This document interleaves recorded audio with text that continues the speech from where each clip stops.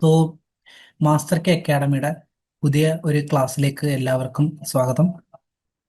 നമുക്കറിയാം ഇപ്പം soil conservation officer, soil survey ഓഫീസറിന്റെ PSC നോട്ടിഫിക്കേഷൻ വിളിക്കാൻ പോവുകയാണ്. അപ്പം ഉടൻ തന്നെ അത് വിളിക്കുകയും ചെയ്യും. അപ്പം നമുക്ക് നേരത്തെ പ്രിപ്പയർഡ് ആയിട്ട് ഇരിക്കുകയും വേണം, എന്നാലേ നമുക്ക് എക്സാം വളരെ ഈസി ആയിട്ട് ക്രാക്ക് ചെയ്യാൻ പറ്റത്തുള്ളൂ. അപ്പം നമുക്ക് അതിന്റെ ബേസിക്കലി എന്തൊക്കെയാണ് അതിന്റെ സിലബസ് എന്ന് നോക്കാം.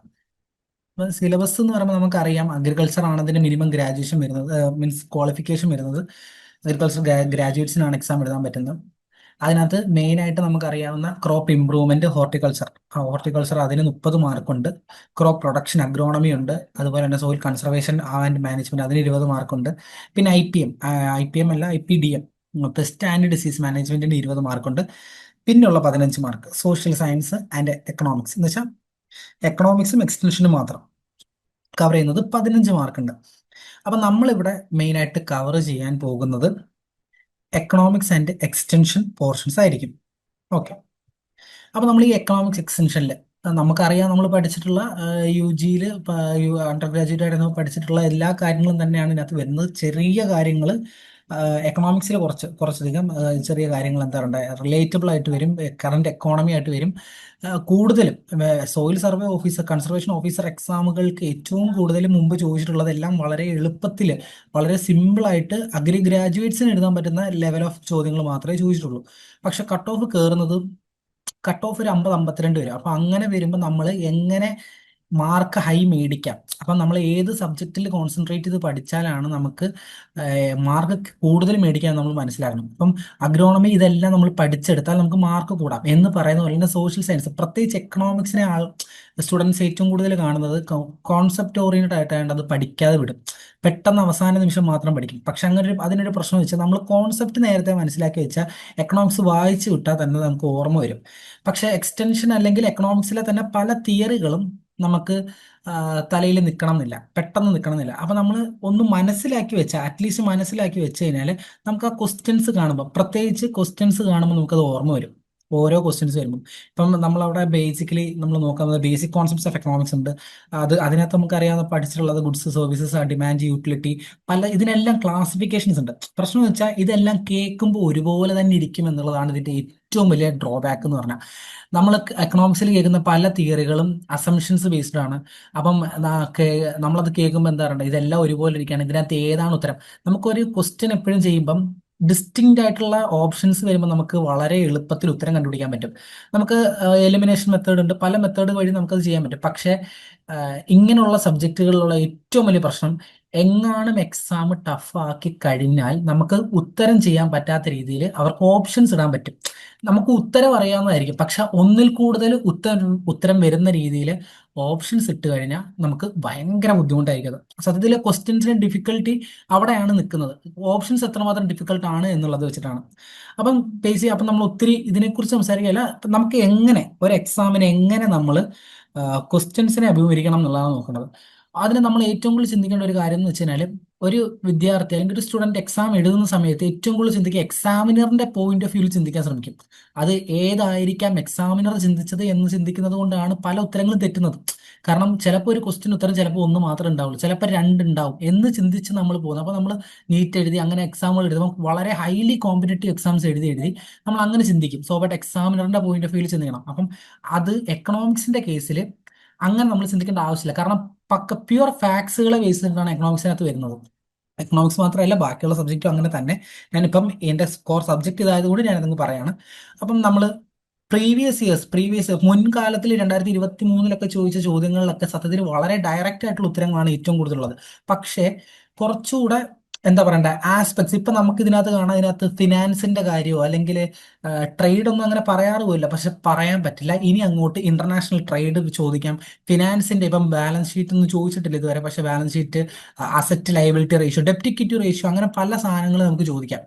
അപ്പം നമ്മളിപ്പോ ഇനി ഇനി എങ്ങനെയാണ് ചോദിക്കുന്നത് എന്നുള്ളത് നമ്മൾ മനസ്സിലാക്കണം എന്നുണ്ടെങ്കിൽ നമ്മൾ ആ കോൺസെപ്റ്റുകളെല്ലാം, ബേസിക് കോൺസെപ്റ്റുകൾ മാത്രം ഒന്ന് മനസ്സിലാക്കിയിരിക്കണം. ഡീറ്റെയിൽഡ് ആയിട്ട് പഠിക്കണം എന്നല്ല ഞാൻ. പക്ഷെ ക്ലാസ് എടുക്കുന്ന സമയത്ത് വളരെ ഡീറ്റെയിൽഡ് ആയിട്ട് പറയുകയും ചെയ്യും. പക്ഷെ നോട്ട്സ് വളരെ സിമ്പിൾ ആയിരിക്കും.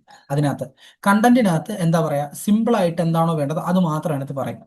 അപ്പം അത് വായിച്ച് മനസ്സിലാക്കാവുന്നതേ ഉണ്ടാവുള്ളൂ. അപ്പം കോൺസെപ്റ്റ് ഓർമ്മയുണ്ടെങ്കിൽ പിന്നെ ഒരു കാര്യം ഓർക്കേണ്ടത്, എക്കണോമിക്സിലെ ഏതൊരു തിയറി നമ്മൾ എക്സാമ്പിൾസ് വെച്ച് ഓർത്തിരിക്കുകയാണെങ്കിൽ എല്ലാം വളരെ എളുപ്പമാണ്. ആൾക്കാരുടെ പേര് ഓർക്കാൻ മാത്രമാണ് അതിനകത്ത് ബുദ്ധിമുട്ട് വരിക. അപ്പൊ നമുക്ക് ഒരു 10-12 ചോദ്യങ്ങൾ ഒന്ന് ഡിസ്കസ് ചെയ്യാം. ഇത് ഡിസ്കസ് ചെയ്യുന്നത് വഴി നമ്മൾക്ക് ഏകദേശം എല്ലാ കൈൻഡ് ഓഫ്, എല്ലാം എന്ന് ഞാൻ പറയുന്നേ ഉള്ളൂ, പക്ഷെ എങ്ങനെയാണ് എക്കണോമിക്സ് എക്സ്റ്റൻഷൻ ആ ഒരു രീതിയിൽ ചോദ്യങ്ങൾ വരുന്നത്. ഇതിപ്പോൾ പ്രീവിയസ് ഇയേഴ്സ് ചോദ്യങ്ങളാണ്, അപ്പൊ അതിനകത്ത് വലുതായിട്ട് എക്സ്റ്റൻഷൻ ചോദ്യങ്ങൾ അതിനകത്ത് വന്നിട്ടുണ്ടായിരുന്നില്ല.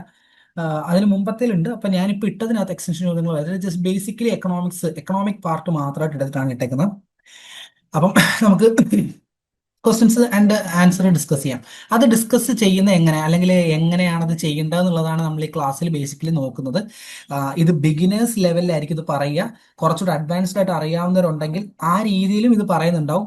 എന്ന് വെച്ചാൽ ഇതിന്റെ എൻഡ് പോയിന്റിൽ അതിന്റെ അഡ്വാൻസ്ഡ് ലെവലിൽ വരും. പക്ഷെ മനസ്സിലാവാൻ വേണ്ടിയിട്ട് ഏറ്റവും ഏറ്റവും ബിഗിനർ ലെവലിലായിരിക്കും ക്ലാസ് ഡിസ്കസ് ചെയ്യുക. അപ്പം കുറച്ച് എന്താ പറയണ്ടേ, ബിഗിനർ ലെവൽ ആയതുകൊണ്ട് തന്നെ അഡ്വാൻസ്ഡ് ആയിട്ട് വേണ്ടവരാണെങ്കിൽ അതൊന്ന് കുറച്ചൊന്ന് സ്പീഡ് കൂട്ടി കേട്ടാൽ മതി എന്നുള്ളതേ ഉള്ളൂ. അല്ലെങ്കിൽ കുറച്ചൊന്ന് സ്കിപ്പ് ചെയ്ത് കേട്ടാൽ മതി, അത് കുഴപ്പമില്ല. പക്ഷെ അഡ്വാൻസ്ഡ് ആയിട്ടുള്ള കാര്യങ്ങളും ഇതിനകത്ത് പറയുന്നുണ്ടാകും. അത് നിങ്ങൾ ഓർക്കുക. മീൻസ് എക്സാം പോയിന്റ് ഓഫ് വ്യൂവിൽ ആവശ്യമുള്ള എല്ലാ കാര്യം പറയുന്നുണ്ടാവും. അപ്പൊ നമ്മൾ മൊഡ്യൂൾ ഇപ്പൊ നമ്മളിപ്പോൾ പ്രീവിയസ് ഇയർ ക്വസ്റ്റ്യൻസ് മാത്രമാണ് എടുക്കുന്ന ഒരു ഇൻട്രൊഡക്ടറി ക്ലാസ് ആണ്. അല്ലാണ്ട് നമ്മൾ ക്ലാസ് എടുക്കുമ്പോൾ മൊഡ്യൂൾസ് എടുക്കുമ്പോൾ എല്ലാ മൊഡ്യൂൾസിലും ഡീറ്റെയിൽഡ് ആയിട്ട് എങ്ങനെ വേണം എന്നുള്ളത് കൃത്യമായിട്ട് ഡിസ്കസ് ചെയ്യുന്നതായിരിക്കും. ഓക്കെ, നമുക്ക് ഫസ്റ്റ് ക്വസ്റ്റിനിലേക്ക് പോവാം. സോ ഫസ്റ്റ് ക്വസ്റ്റ്യൻ എന്ന് പറയുന്നത്, there is a decrease in the demand for a commodity when the price of a substitute commodity increases എന്നാണ് സ്റ്റേറ്റ്മെന്റ് പറയുന്നത്. ട്രൂ ആണോ ഫോൾസ് ആണോ എന്നാണ് ചോദിച്ചേക്കുന്നത്. അപ്പൊ അവിടെ പറയുന്ന പോയിന്റ് എന്താ? There is a decrease in the demand for a commodity when the price of a substitute commodity increases എന്നാണ് ചോദ്യം ചോദിക്കുന്നത്. അവിടെ മെയിൻ ആയിട്ട് പറയുന്നത് എന്താ? സബ്സ്റ്റിറ്റ്യൂട്ട് കമ്മോഡിറ്റി എന്ന് പറയുന്ന ഒരു വാക്കാണ് അവിടെ അണ്ടർലൈൻ ചെയ്യുന്നത്, അല്ലെ? അപ്പം എന്താണ് ഒരു സബ്സ്റ്റിറ്റ്യൂട്ട് കമ്മോഡിറ്റി എന്നുള്ളത് നമ്മൾ ബേസിക്കലി അറിഞ്ഞിരിക്കണം. അപ്പം കമ്മോഡിറ്റികൾ പലതരം ഉണ്ട്. സബ്സ്റ്റിറ്റ്യൂട്ട്സ് ഉണ്ട്, കോംപ്ലിമെന്ററി ഉണ്ട്. അപ്പം ഈ സബ്സ്റ്റിറ്റ്യൂട്ട്സും കോംപ്ലിമെന്ററി ആണ് ജനറലി നമ്മൾ ഉപയോഗിക്കുന്ന കമ്മോഡിറ്റീസിൽ കൂടുതൽ വരിക. കാരണം എന്ന് വെച്ചാൽ ഒന്നൊന്നിനെ സബ്സ്റ്റിറ്റ്യൂട്ട് ചെയ്യുന്നു, അല്ലെങ്കിൽ ഒന്നൊന്നിനെ കോംപ്ലിമെന്റ് ചെയ്യുന്നു. ഇങ്ങനത്തെ ഗുഡുകളാണ് ജനറലി ഉള്ളത്. പക്ഷെ ഇതേ വൈരുദ്ധ്യം പല രീതിയിൽ വരുന്നുണ്ട്. അത് നമുക്ക് പിന്നീട് ഡിസ്കസ് ചെയ്യും. ക്ലാസ്സുകളിൽ നമ്മൾ കൂടുതൽ ഡിസ്കസ് ചെയ്യും. ഇവിടെ നമ്മൾ ബേസിക്കലി ആ ക്വസ്റ്റ്യൻസിനുള്ള മാത്രമായിരിക്കും പറയാം.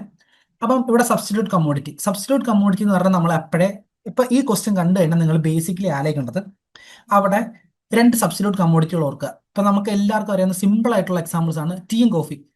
ഓക്കെ, ഇപ്പൊ ഞാനിപ്പം അത് ജസ്റ്റ് ഒരു പിക്ടോറിക്കലി കാണിച്ചു തരാം. ഇപ്പൊ ടീയും കോഫി എടുക്കാൻ നോക്കാം. ഓക്കെ, ടീയും കോഫി എടുക്കുകയാണെങ്കിൽ അവിടെ ടീ എന്ന് പറയുന്ന കമ്മോഡിറ്റിക്ക് പ്രൈസ് കൂടിയാൽ കോഫി എന്ന് പറയുന്ന കമ്മോഡിറ്റിക്ക് വ്യത്യാസം വരുമോ ഇല്ലോ എന്നുള്ളതാണ് ഈ സബ്സ്റ്റിറ്റ്യൂട്ട് കമ്മോഡിറ്റി സബ്സ്റ്റിറ്റ്യൂഷൻ എഫക്റ്റ് എന്ന് പറയുന്നത്. അതിൽ പ്രത്യേകം പറയുന്നുണ്ട്, നമ്മൾ ഒരു പർട്ടിക്കുലർ കമ്മോഡിറ്റിയുടെ പ്രൈസിന് വ്യത്യാസം വരുമ്പോൾ അതിന്റെ മറ്റുള്ളൊരു കമ്മോഡിറ്റിക്ക് എന്ത് മാറ്റം വരുന്നു എന്നുള്ളതാണ് ഈ സ്ലട്സ്കി തിയറം എന്ന് പറയുന്നത്. അത് നമ്മൾ ഡീറ്റെയിൽ ആയിട്ട് പറയും. സ്ലട്സ്കി എന്താണ്, ഇൻകം എഫക്ട് എന്താണ്, സബ്സ്റ്റിറ്റ്യൂഷൻ എഫക്ട് എന്താണെന്നുള്ളത്. അപ്പൊ ഈ സബ്സ്റ്റിറ്റ്യൂഷൻ എഫക്റ്റിന്റെ ഒരു ഭാഗമാണ് സബ്സ്റ്റിറ്റ്യൂട്ട് ഗുഡ്സുകളിൽ നടക്കുന്നത്. എന്ന് വെച്ചാൽ ഇപ്പം ടീ എന്ന് പറയുന്ന കമ്മോഡിറ്റി, ഇത് അതെല്ലാം വിട്ടിട്ട് ജസ്റ്റ് ബേസിക്കലി ഓർക്കുക. ടീ എന്ന് പറയുന്ന കമ്മോഡിറ്റിക്ക് വില കൂടി, സ്വാഭാവികമായിട്ട് എന്ത് ചെയ്യും? എനിക്ക് തേയിലയുടെ വില കൂടിയാൽ ഞാൻ കാപ്പിയിലേക്ക് ഷിഫ്റ്റ് ചെയ്യും. കാപ്പി പ്രിഫർ ചെയ്യാത്ത ഒരാളാണെങ്കിൽ ചിലപ്പോൾ ഷിഫ്റ്റ് ചെയ്യില്ല കേട്ടോ. പക്ഷെ നമ്മൾ ഓർക്കേണ്ടത് ഇപ്പൊ ടീയുടെ തന്നെ ഇപ്പം ഗുഡ്സിന്റെ കേസിൽ ഓർക്കുക, ഇപ്പം കാപ്പി അയാൾ പ്രിഫർ ചെയ്യുന്നു എന്ന് പറഞ്ഞിട്ടാണ് അസംഷൻ. അവിടെ ഒരു അസംഷൻ നമ്മളുണ്ട്, ഹിസ് ടേസ്റ്റ് പ്രിഫറൻസ്, അയാളുടെ പ്രിഫറൻസിൽ എന്താണ്, കാപ്പി ഉണ്ട്, ചായ ഉണ്ട് എന്നുണ്ടെങ്കിൽ, അല്ലെങ്കിൽ നമുക്കത് പറയാൻ പറ്റില്ല. അങ്ങനെ ഉണ്ടെങ്കിൽ അയാൾക്ക് ചായപ്പൊടി ഉപയോഗിക്കുന്ന സമയത്ത് അതിന്റെ വില കൂടുകയാണെങ്കിൽ അയാൾ കാപ്പിയിലേക്ക് ഷിഫ്റ്റ് ചെയ്യും എന്നുള്ളതാണ്. അതിന് രണ്ടിനും ഒരു ഈക്വൽ ലെവൽ. ഇപ്പം ഒന്നിന് 50, ഒന്നിന് 200 രൂപയാണെങ്കിൽ ആരും ഷിഫ്റ്റ് ചെയ്യത്തില്ല. അതിനും സിമിലർ റേഞ്ച് ഓഫ് പ്രൈസസ് ആയിരിക്കണം. അങ്ങനെയാണെങ്കിൽ ഒന്ന് കൂടുമ്പോൾ മറ്റേതിലേക്ക് ഷിഫ്റ്റ് ചെയ്യും. അതാണ് പറയുന്നത്. അപ്പൊ നമ്മളുടെ സ്റ്റേറ്റ്മെന്റ് എന്താ ഇവിടെ? There is a decrease in the demand for a commodity when the price of a substitute commodity increases എന്നാണ്. അപ്പൊ സബ്സ്റ്റിറ്റ്യൂട്ട് കമ്മോഡിറ്റിയുടെ പ്രൈസ് കൂടുകയാണ് ചെയ്യുന്നത്.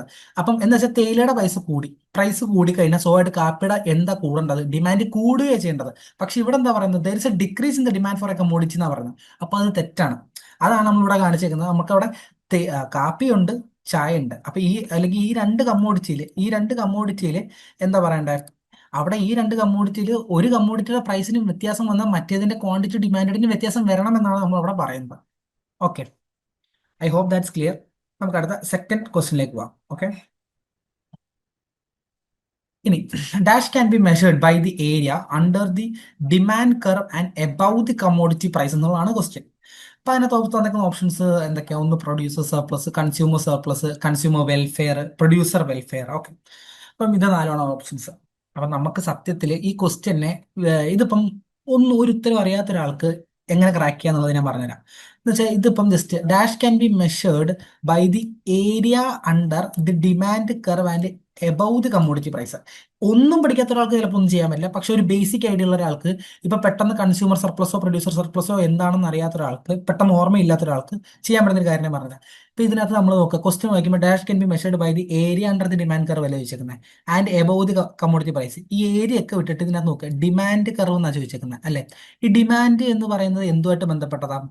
അത് കൺസ്യൂമറുമായിട്ട് ബന്ധപ്പെട്ടതാണ്. മനസ്സിലായോ?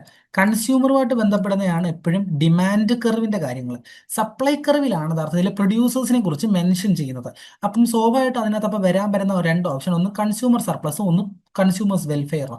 സത്യത്തിൽ വെൽഫെയർ എന്ന് പറയുന്ന സാധനം അളക്കാൻ പറ്റില്ല. എന്ന് വെച്ചാൽ ഒരാളുടെ വെൽഫെയറിനെ നമുക്ക് മെഷറബിൾ അല്ല, നമുക്ക് പറയാനേ പറ്റത്തുള്ളൂ. എനിക്ക് നല്ല വെൽഫെയർ ഉണ്ട്, എനിക്കൊരു നല്ല വെൽബീയിങ് ഉണ്ട് എന്ന് പറയാനേ പറ്റൂ. സർപ്ലസുകൾ അളക്കാൻ പറ്റും. ഇനി എന്താണ് കൺസ്യൂമർ സർപ്ലസ്, എന്താണ് പ്രൊഡ്യൂസർ സർപ്ലസ് എന്ന് അറിഞ്ഞാലേ നമുക്ക് സത്യത്തിൽ ഈ ക്വസ്റ്റിന്റെ ഉത്തരം ഡയറക്റ്റ്. ഇപ്പൊ ഇതിനകത്ത് ഇപ്പൊ നമുക്ക് പറയാം വെൽഫെയർ അളക്കാൻ പറ്റില്ല, അപ്പൊ സ്വാഭാവിക ഉത്തരം എന്താണ്? കൺസ്യൂമർ സർപ്ലസ് ആണ് അതിന്റെ ഉത്തരം. അത് നമുക്ക് കിട്ടി. പക്ഷെ അതിന്റെ കൺസെപ്റ്റ് മനസ്സിലായി. അതിന്റെ കോൺസെപ്റ്റ് എന്ന് പറഞ്ഞാൽ എത്രേ ഉള്ളൂ. കൺസ്യൂമർ സർപ്ലസ് എന്ന് പറയുന്നത് എനിക്ക് ഒരു പർട്ടിക്കുലർ കമ്മോഡിറ്റി മേടിക്കാൻ താല്പര്യമുണ്ട് എന്ന് വെക്കുക. What I am willing to pay എന്നുള്ളതാണ് അവിടുത്തെ ഒരു കൺസെപ്റ്റ്.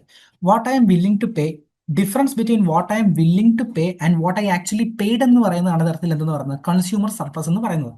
എന്ന് പറഞ്ഞാൽ അത്രേ ഉള്ളൂ. ഞാനൊരു പേന മേടിക്കാൻ പോവാം. ഈ പേന മേടിക്കാൻ പോകുന്ന രണ്ട് സിറ്റുവേഷൻസ് ഞാൻ പറയാം. ഒരു സിറ്റുവേഷനിൽ ഞാൻ എക്സാം എഴുതാൻ പോവാം. എക്സാം എഴുതാൻ പോകുന്ന സമയത്ത് ഞാൻ ഈ പേന മേടിക്കുകയാണെങ്കിൽ സ്വാഭാവികമായിട്ടും അവിടെ ഒരൊറ്റ കടയേ ഉള്ളെന്ന് വെക്കുക. ആ ഒറ്റ കടയേ ഉള്ളൂ, അവിടെ എനിക്ക് പേന വേണം, എന്തായാലും പേന വേണം, പേനയും കൊണ്ടേ കയറാൻ പറ്റും എന്നൊരു സിറ്റുവേഷൻ ആണെങ്കിൽ ഞാൻ അവിടെ അയാൾ 50 രൂപ എനിക്ക് എൻ്റെ അടുത്ത് പറയണം 9 രൂപ പറഞ്ഞാൽ ഞാൻ അവിടെ തർക്കിക്കാൻ നിൽക്കില്ല. ഞാൻ 50 രൂപ എടുത്ത് കൊടുത്തേ പറ്റൂ, കാരണം എനിക്ക് എക്സാം എഴുതിയേ പറ്റൂ എന്നൊരു സിറ്റുവേഷൻ ആണെങ്കിൽ ഞാൻ പറയുന്നത് കേട്ടോ. നമുക്ക് അത്രയും അത്യാവശ്യമാണെന്നുണ്ടെങ്കിൽ ഇപ്പൊ നമ്മൾ പെട്ടെന്ന് മെഡിസിൻ മേടിക്കാൻ പോകും. അപ്പം മെഡിസിൻ മേടിക്കാൻ പോകുന്ന സമയത്ത് നമുക്കിപ്പോൾ അത്യാവശ്യമാണെന്നുണ്ടെങ്കിൽ നമ്മൾ ആ പറഞ്ഞ പൈസ കൊടുക്കേണ്ടി വരും. നമ്മളൊന്ന് ചിന്തിക്കാണ്ട് പെട്ടെന്ന് കൊടുക്കും. പക്ഷെ അതിന് ആക്ച്വലി ഇത്ര വിലയുള്ളൂ.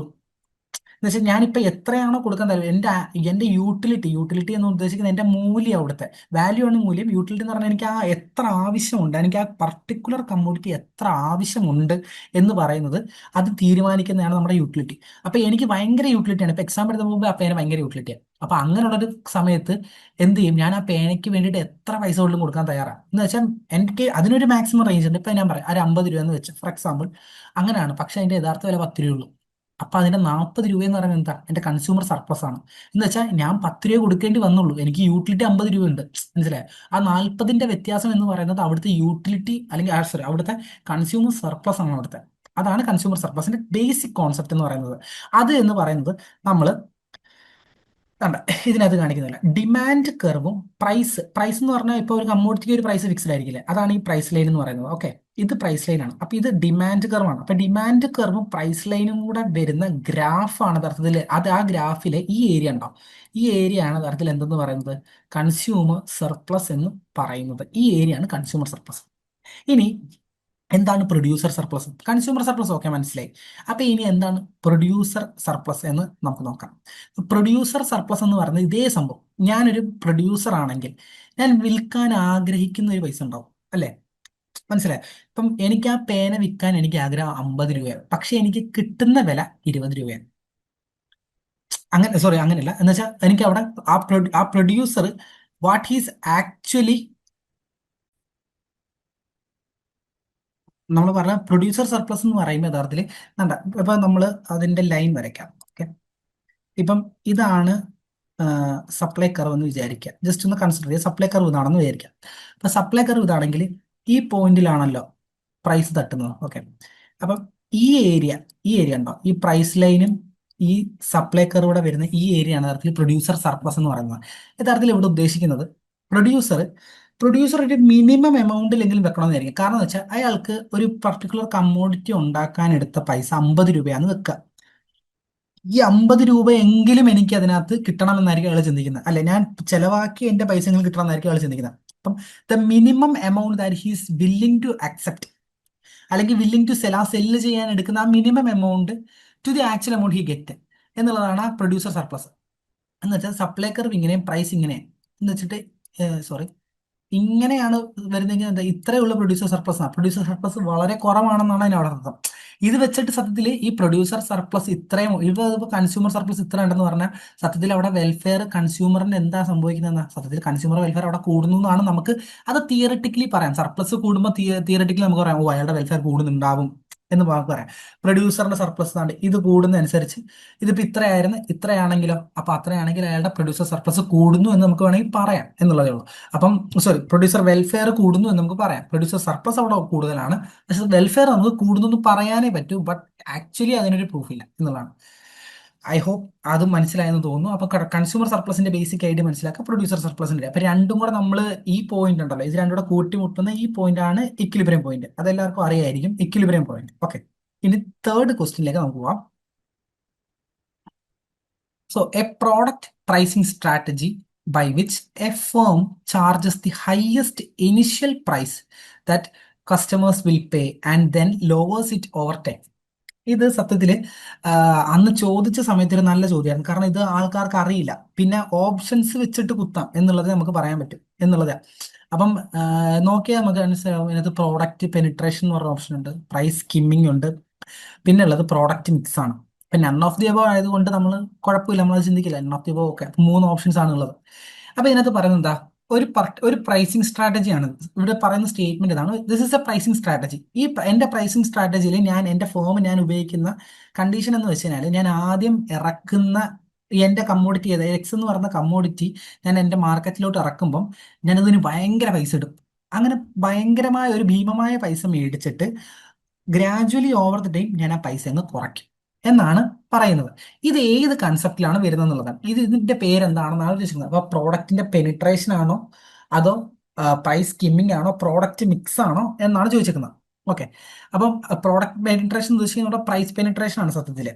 ഓക്കെ, അപ്പൊ നമുക്ക് ആ കൺസെപ്റ്റുകൾ രണ്ടും ഒന്ന് നോക്കാം. ബേസിക്കലി ഇതിനകത്ത് ഈ ഒരു കൺസെപ്റ്റ് ഞാൻ ആദ്യം പറയാം. ഇതിനകത്ത് പ്രോഡക്റ്റ് മിക്സ് എന്ന് പറയുന്നത് മാർക്കറ്റിംഗ് മിക്സ് എന്ന് പറയാം. മാർക്കറ്റിംഗ് ഇതുണ്ട്, മാർക്കറ്റിംഗ് മിക്സ് എന്ന് പറഞ്ഞ ഒരു 7 പീസ് എന്ന് പറഞ്ഞ കൺസെപ്റ്റ് ഉണ്ട്. പ്രോഡക്റ്റ് മാർക്കറ്റിംഗ് ഉണ്ട്, പ്രോഡക്റ്റിന്റെ പീസ് ഉണ്ട്, അതുപോലെ തന്നെ സർവീസസ് എന്ന് പറഞ്ഞിട്ടുണ്ട്. അപ്പോൾ പ്രോഡക്റ്റ് പീപ്പിൾ അങ്ങനെ പല സാധനങ്ങളുണ്ട്. എന്ന് വെച്ചാൽ ഇതുവഴിയാണ് നമ്മൾ മാർക്കറ്റിംഗ് ചെയ്യുന്നത്. കുറച്ച് കമ്പോണൻസ് ഉണ്ട്, അതാണ് അവിടെ പ്രോഡക്റ്റ് മിക്സ് കൊണ്ട് ഉദ്ദേശിക്കുന്നത്. അതല്ല അതിനകത്ത് ഉത്തരം. അപ്പം ഇനി പ്രോഡക്റ്റ് പെനിട്രേഷൻ പ്രൈസ് സ്കിമ്മിങ് എന്താണെന്ന് ജസ്റ്റ് ഒന്ന് നോക്കാം. അപ്പം ഈ പ്രോഡക്റ്റ് പെനിട്രേഷൻ ആൻഡ് സോറി അല്ലെങ്കിൽ price penetration and price skimming എന്ന് പറഞ്ഞു കഴിഞ്ഞാൽ ആദ്യം പ്രൈസ് പെനിട്രേഷൻ പറഞ്ഞുതരാം. ഓക്കെ, ഈ പ്രൈസ് പെനിട്രേഷൻ എന്ന് പറയുന്നത് ഇത്രേ ഉള്ളൂ. ദ അവിടെ ആദ്യം വരുന്ന അല്ലെങ്കിൽ ജസ്റ്റ് നിങ്ങൾക്ക് അല്ലാണ്ട് പറയാൻ മനസ്സിലായി. ഇതിനകത്ത് പറയുമ്പം അതിനകത്ത് ഉത്തരം തന്നെയാണ് അവിടെ നമ്മൾ പറയുന്നത്. ഈ പ്രൈസ് സ്കിമ്മിങ് എന്ന് പറയുന്നത് ഇത്രേ ഉള്ളൂ. പ്രൈസ് സ്കിമ്മിങ് എന്ന് പറയുന്നതാണ് നമ്മുടെ ഇതിന്റെ ഉത്തരം കറക്റ്റ്. എന്ന് വെച്ചാൽ എന്താ, ആദ്യം ഞാൻ ഇത് ഇറക്കുമ്പോൾ നല്ല പൈസയ്ക്ക് വിൽക്കും, എന്നിട്ട് പയ്യനെ പയ്യനെ അതിന്റെ പ്രൈസ് കുറച്ച് കുറച്ച് കൊണ്ടുവരും എന്നുള്ളതാണ്. ഇത് നമ്മൾ ഡേ ടു ഡേ ലൈഫിൽ കാണുന്ന ഒരു കാര്യം. ഇത് ഈ പറയുന്ന രണ്ട് സാധനവും നമ്മൾ ഡേ ടു ഡേ ലൈഫിൽ അനുഭവിച്ചതും അത് കണ്ടുവരുക. കാരണം എന്ന് വെച്ച് കഴിഞ്ഞാൽ നിങ്ങൾ ജസ്റ്റ് ഓർത്താൽ മതി. ഇതിന് ഓർക്കേണ്ട എക്സാമ്പിൾ ആണ് മൊബൈൽ ഫോൺസ്. ഇപ്പം കാണിച്ചു തരാം. എന്ന് വെച്ചാൽ ഇപ്പം മൊബൈൽ ഫോൺസ് അത് വളരെ ഹൈ പ്രൈസിലായിരിക്കും നമ്മൾ ആദ്യം മേടിക്കുക അല്ലെ. എന്ന് വെച്ചാൽ പുതിയൊരു സ്പെക്ക് ഇറങ്ങുമ്പോൾ സ്വാഭാവികമായിട്ടും ആൾക്കാർ അതിന് 20,000 രൂപ കൊടുത്തില്ലെങ്കിൽ മിനിമം പറയാണ് 20,000 രൂപ കൊടുത്തിട്ട് അത് മേടിക്കുന്നു എന്ന് വെക്കുക. പക്ഷെ അതേ ആള് ഒരു വർഷത്തിന് ശേഷം ഇതേ ഫോണിന് എന്ത് പറ്റുന്ന ഭയങ്കരമായി ഭീമമായിട്ട് പൈസ പറയും. ഇപ്പൊ നമുക്കറിയാം, ഇപ്പം ഒരു സെയിൽസിന് എന്താ പറയുക ഓഫേഴ്സ് വരുമ്പോഴത്തേക്ക് അതിന് മറ്റേ 12,000 രൂപയും 11,000 രൂപയ്ക്കൊക്കെയാണ് കിട്ടുന്നത്. എന്ന് വെച്ചാൽ there is a large difference in the എന്ത് പറയേണ്ട price. Start with highest price then goes to a lower price. അപ്പൊ എന്താ ഇവിടെ സംഭവിക്കുന്നതെന്ന് വെച്ചാൽ ആദ്യമേ എൻ്റെ ഒരു 10 പ്രോഡക്റ്റ് ഞാൻ വിറ്റപ്പോൾ തന്നെ എനിക്ക് നല്ലൊരു പ്രോഫിറ്റ് കിട്ടി. എന്റെ ടോട്ടൽ ആയിട്ടുള്ള കോസ്റ്റിനെക്കാട്ടിലും കവർ ചെയ്യുന്നതിന് അപ്പുറത്തേക്ക് എനിക്കൊരു പ്രോഫിറ്റ് കിട്ടി. അതിന് വേണ്ടിയിട്ടാണ് സത്യത്തിൽ എന്ത് ചെയ്യുന്നത്, പ്രൈസ് സ്കിമ്മിങ് ചെയ്യുന്നത്. ഇതാണ് profit is prioritised over volume എന്നവിടെ ഉദ്ദേശിക്കുന്നത്. മനസ്സിലായോ? അപ്പം അവിടെ പ്രോഫിറ്റിന് കുറച്ചുകൂടെ മോട്ടീവ് കൊടുത്തിട്ട് അയാൾ അത് ചെയ്തപ്പോൾ എന്താ വെച്ചാൽ പിന്നീട് അയാൾക്ക് വിലയില്ല. പക്ഷെ അയാൾ അപ്പൊ ചെയ്യുന്നത് എന്താ, ഇപ്പൊ മൊബൈൽസിന്റെ കേസിൽ പറയുന്നത് അതിന്റെ പ്രൊഡക്ഷൻ അങ്ങ് നിർത്തും. അപ്പം എക്കണോമിക്കലി ഫീസിബിൾ ആക്കാൻ വേണ്ടിയിട്ട് അയാൾ എന്ത് ചെയ്ത് അതിന്റെ പ്രൊഡക്ഷൻ കൂട്ടി. അപ്പൊ ആദ്യം പ്രൊഡക്ഷൻ കൂട്ടും, അതിന് നല്ല പ്രൈസ് ഇടും, എന്നിട്ട് പിന്നെ പ്രൊഡക്ഷൻ നിർത്തിയിട്ട് അതിന്റെ പ്രൈസും കുറച്ചങ്ങിടും. പിന്നെ കുഴപ്പമില്ല, പിന്നെ ഉള്ള കമ്മോഡിറ്റി പിന്നെ ഉണ്ടാക്കിയാലും ഇല്ലെങ്കിൽ അയാൾ ബോധേഡല്ല അതിനെക്കുറിച്ച്. പിന്നെ അടുത്ത സ്പെക്കുള്ള അടുത്ത ഫോണിലേക്ക് പോവാണ്. ഇതിനാണ് പ്രൈസ് സ്കിമ്മിങ് എന്ന് പറയുന്നത്. ഇത് നമ്മളപ്പോൾ കാണുന്ന ഒരു സാധനമാണ്. അപ്പൊ നമ്മൾ ആലോചിക്കും ഇനി പ്രൈസ് പെനിട്രേഷൻ എന്താണ്. പ്രൈസ് പെനിട്രേഷൻ സ്വാഭാവികമായിട്ട് ഇതിന്റെ ഓപ്പോസിറ്റ് ആണ്. ഇത്രേ ഉള്ളൂ. ആദ്യം ചെറിയ പൈസയ്ക്ക് അത് മാർക്കറ്റിലോട്ട് ഇൻട്രൊഡ്യൂസ് ചെയ്യും, ഗ്രാജുവലി പ്രൈസ് കൂട്ടും എന്നുള്ളതാണ്. അപ്പൊ നമ്മൾ എന്ത് ചെയ്യും, ഇത് നമുക്ക് സംഭവിച്ചിട്ടുണ്ടോ എന്നുള്ളത്. നമുക്ക് സത്യത്തിൽ നല്ല പോലെ സംഭവിച്ചിട്ടുള്ള ഒരു സാധനമാണ് പ്രൈസ് പെനിട്രേഷൻ എന്ന് പറയുന്നത്. കാരണം എന്ന് വെച്ച് കഴിഞ്ഞാൽ, ഫോർ എക്സാമ്പിൾ, പണ്ട് ജിയോ എന്ന് പറയുന്ന സിം ഇവിടെ വന്നപ്പോൾ നമുക്ക് സിം എടുക്കാനും പൈസ ഇല്ല, അതുപോലെ തന്നെ ഡേറ്റയ്ക്കും പൈസ ഉണ്ടായിരുന്നില്ല അല്ലെ. ഫ്രീ ആയിട്ട് 2 GB ഡേറ്റ അല്ലെങ്കിൽ 1 GB ഡേറ്റ എങ്ങാണ്ടായിരുന്നു തോന്നുന്നു ആ സമയത്ത് കൊടുത്തോണ്ടിരുന്നത്, ഫ്രീ ആയിട്ടായിരുന്നു കൊടുത്തിരുന്നത്. അപ്പൊ എന്തായി, സാധാരണ രീതിയിൽ ഡേറ്റ ഇത്രയും ഉപയോഗിക്കാത്ത ഒരു വ്യക്തി പോലും എല്ലാ ദിവസവും ഫ്രീ ആയിട്ട് 2 GB ഡേറ്റ കിട്ടുന്ന കാരണം അത് ഉപയോഗിച്ച് ശീലിച്ചു. ഈ ശീലം, ദാറ്റ് ആ ഒരു ബിഹേവിയർ ഒരു വർഷത്തോളം വന്നതിന് ശേഷം എന്ത് പറ്റി, ആൾക്കാർക്ക് മിനിമം 1 GB ഡേറ്റ ഇല്ലാണ്ട് പറ്റാതെ. അപ്പം ഇത്രയും ഹൈ സ്പീഡ് ഡേറ്റ കിട്ടുന്നത് കാരണം എന്തായി, they are more comfortable to a particular commodity, that is ആ ഒരു പർട്ടിക്കുലർ നെറ്റ്വർക്കിനോട് ആൾക്കാർ എന്തായി കുറച്ചുകൂടെ ഫേവറബിൾ ആയിട്ട് ചിന്തിക്കാൻ തുടങ്ങി. അപ്പം എനിക്ക് ഇങ്ങനെ ഇതിന് കുറച്ച് ഇൻവെസ്റ്റ് ചെയ്തെന്ന് പറഞ്ഞിട്ട് നഷ്ടമില്ല എന്നൊരു ചിന്ത വന്നു. അപ്പൊ അതിനെന്ത് സംഭവിച്ചു, പൈസ കൂട്ടി അല്ലെ. ഇപ്പം 300-350 രൂപയാണ് ഒരു മാസത്തേക്ക്, 28 ദിവസത്തേക്ക് വരുന്ന ഒരു ഇത് എന്ന് പറഞ്ഞാൽ അവിടെ പ്രൈസ് പെനിട്രേറ്റ് ചെയ്തത്, it penetrated A large volume of ആൾക്കാർ. ഒരു ലാർജ് വോളിയം ഓഫ് ആൾക്കാരിലേക്ക് എന്ത് സംഭവിച്ചു, ഇപ്പം ഇന്ത്യയിലെ മുക്കാൽ ആൾക്കാരുടെ കയ്യിലും ജിയോയുടെ മിനിമം ഒരു സിം ഉണ്ട്. ഡുവൽ സിമ്മുകളിൽ ഒന്ന് ജിയോ ആയിരിക്കാൻ സാധ്യത കൂടുതലായത് അതുകൊണ്ടാണ്. പ്രൈസ് പെനിട്രേറ്റ് ചെയ്താണ് അവർ ചെയ്തത്, മനസ്സിലായോ. ആൾക്കാരിലേക്ക് നിർബന്ധിതരാക്കി അവർ പോലും അറിയാതെ എന്നുള്ളതാണ്. അവരുടെ മൈൻഡ് സെറ്റിൽ ആ ഡേറ്റയുടെ കാര്യം വന്നു. ഇത്രയും ഡീറ്റെയിൽഡ് ആയിട്ട് പറയേണ്ട ആവശ്യമില്ല, പക്ഷെ നിങ്ങൾക്ക് കൺസെപ്റ്റ് മനസ്സിലാൻ വേണ്ടി മാത്രമാണ്. അപ്പൊ ഇനി ഒരിക്കലും കേൾക്കുമ്പോൾ പ്രൈസ് പെനിട്രേഷൻ എന്താണ്, പ്രൈസ് സ്കിമ്മിങ് എന്താണെന്ന് മാറരുത്. കാരണം ഇതുപോലെ നമുക്ക് കോൺസെപ്റ്റുകൾ മനസ്സിലായി പിന്നെ പിന്നെ പോകും. ഇപ്പം അതൊരു എക്സാമ്പിൾ മാത്രം ഞാൻ പറയാം. നമുക്കിപ്പം ലോ ഓഫ് ഡിമാൻഡ് പഠിക്കാൻ നോക്കാം. ഈ ലോ ഓഫ് ഡിമാൻഡ് പഠിക്കുമ്പോൾ അതിനകത്ത് കുറേ അധികം എക്സെപ്ഷൻസ് വരും. ഫോർ എക്സാമ്പിൾ, വെബ്ലാൻ എഫക്റ്റ്, അതുപോലെ തന്നെ ഗിഫൻ ഗുഡ്സ്, ഇൻഫീരിയർ ഗുഡ്സ്, അങ്ങനെ പല പല സാധനങ്ങൾ വരും. അപ്പൊ ഇങ്ങനെ വരുമ്പം നമ്മൾ വിചാരിക്കും ഇതൊക്കെ നമുക്ക് ഓർമ്മ ഉണ്ടാവും. അപ്പൊ വരും ഒരു ബാൻഡ് വാഗൺ എഫക്റ്റ് വരും, സ്നോബ് എഫക്റ്റ് വരും, അങ്ങനെ പല എഫക്റ്റുകൾ വരും. ഇതെല്ലാം പേര് മാത്രമേ പിന്നെ ഓർമ്മ ഉണ്ടാകത്തുള്ളൂ, മനസ്സിലായോ. അപ്പം ബേസിക്കലി നമ്മൾ അതിന്റെ കൺസെപ്റ്റ് മാത്രം ഓർത്തു വെച്ചാൽ അത് പിന്നെ മറക്കത്തില്ല. അതിന് വേണ്ടിയിട്ടാണ് ഇങ്ങനെ പറഞ്ഞു തന്നത്. ആ, അത് അത് കേൾക്കാൻ താല്പര്യം ഇല്ലാത്തവരുണ്ടെന്നുണ്ടെങ്കിൽ, മീൻസ് അത് കേൾക്കാൻ അത്രയും ഡെപ്തിൽ പോകണ്ടെന്നുണ്ടെങ്കിൽ നിങ്ങൾ ജസ്റ്റ് സ്കിപ്പ് ചെയ്താൽ മതി. പക്ഷെ അത് മനസ്സിലാക്കുന്നതാണ് ഏറ്റവും നല്ലതാണ്. ഓക്കെ, മാക്സിമം അത് മനസ്സിലാക്കി പോയാൽ വളരെ സിമ്പിൾ ആയിട്ട് അത് ഓർത്തിരിക്കാൻ പറ്റും നമുക്കത്. അപ്പൊ ഇതിന്റെ ഉത്തരം പ്രൈസ് സ്കീമിംഗ് ആണ്. I hope everyone understood that. അടുത്തത് 4ാമത്തെ ക്വസ്റ്റ്യൻ നോക്കാം.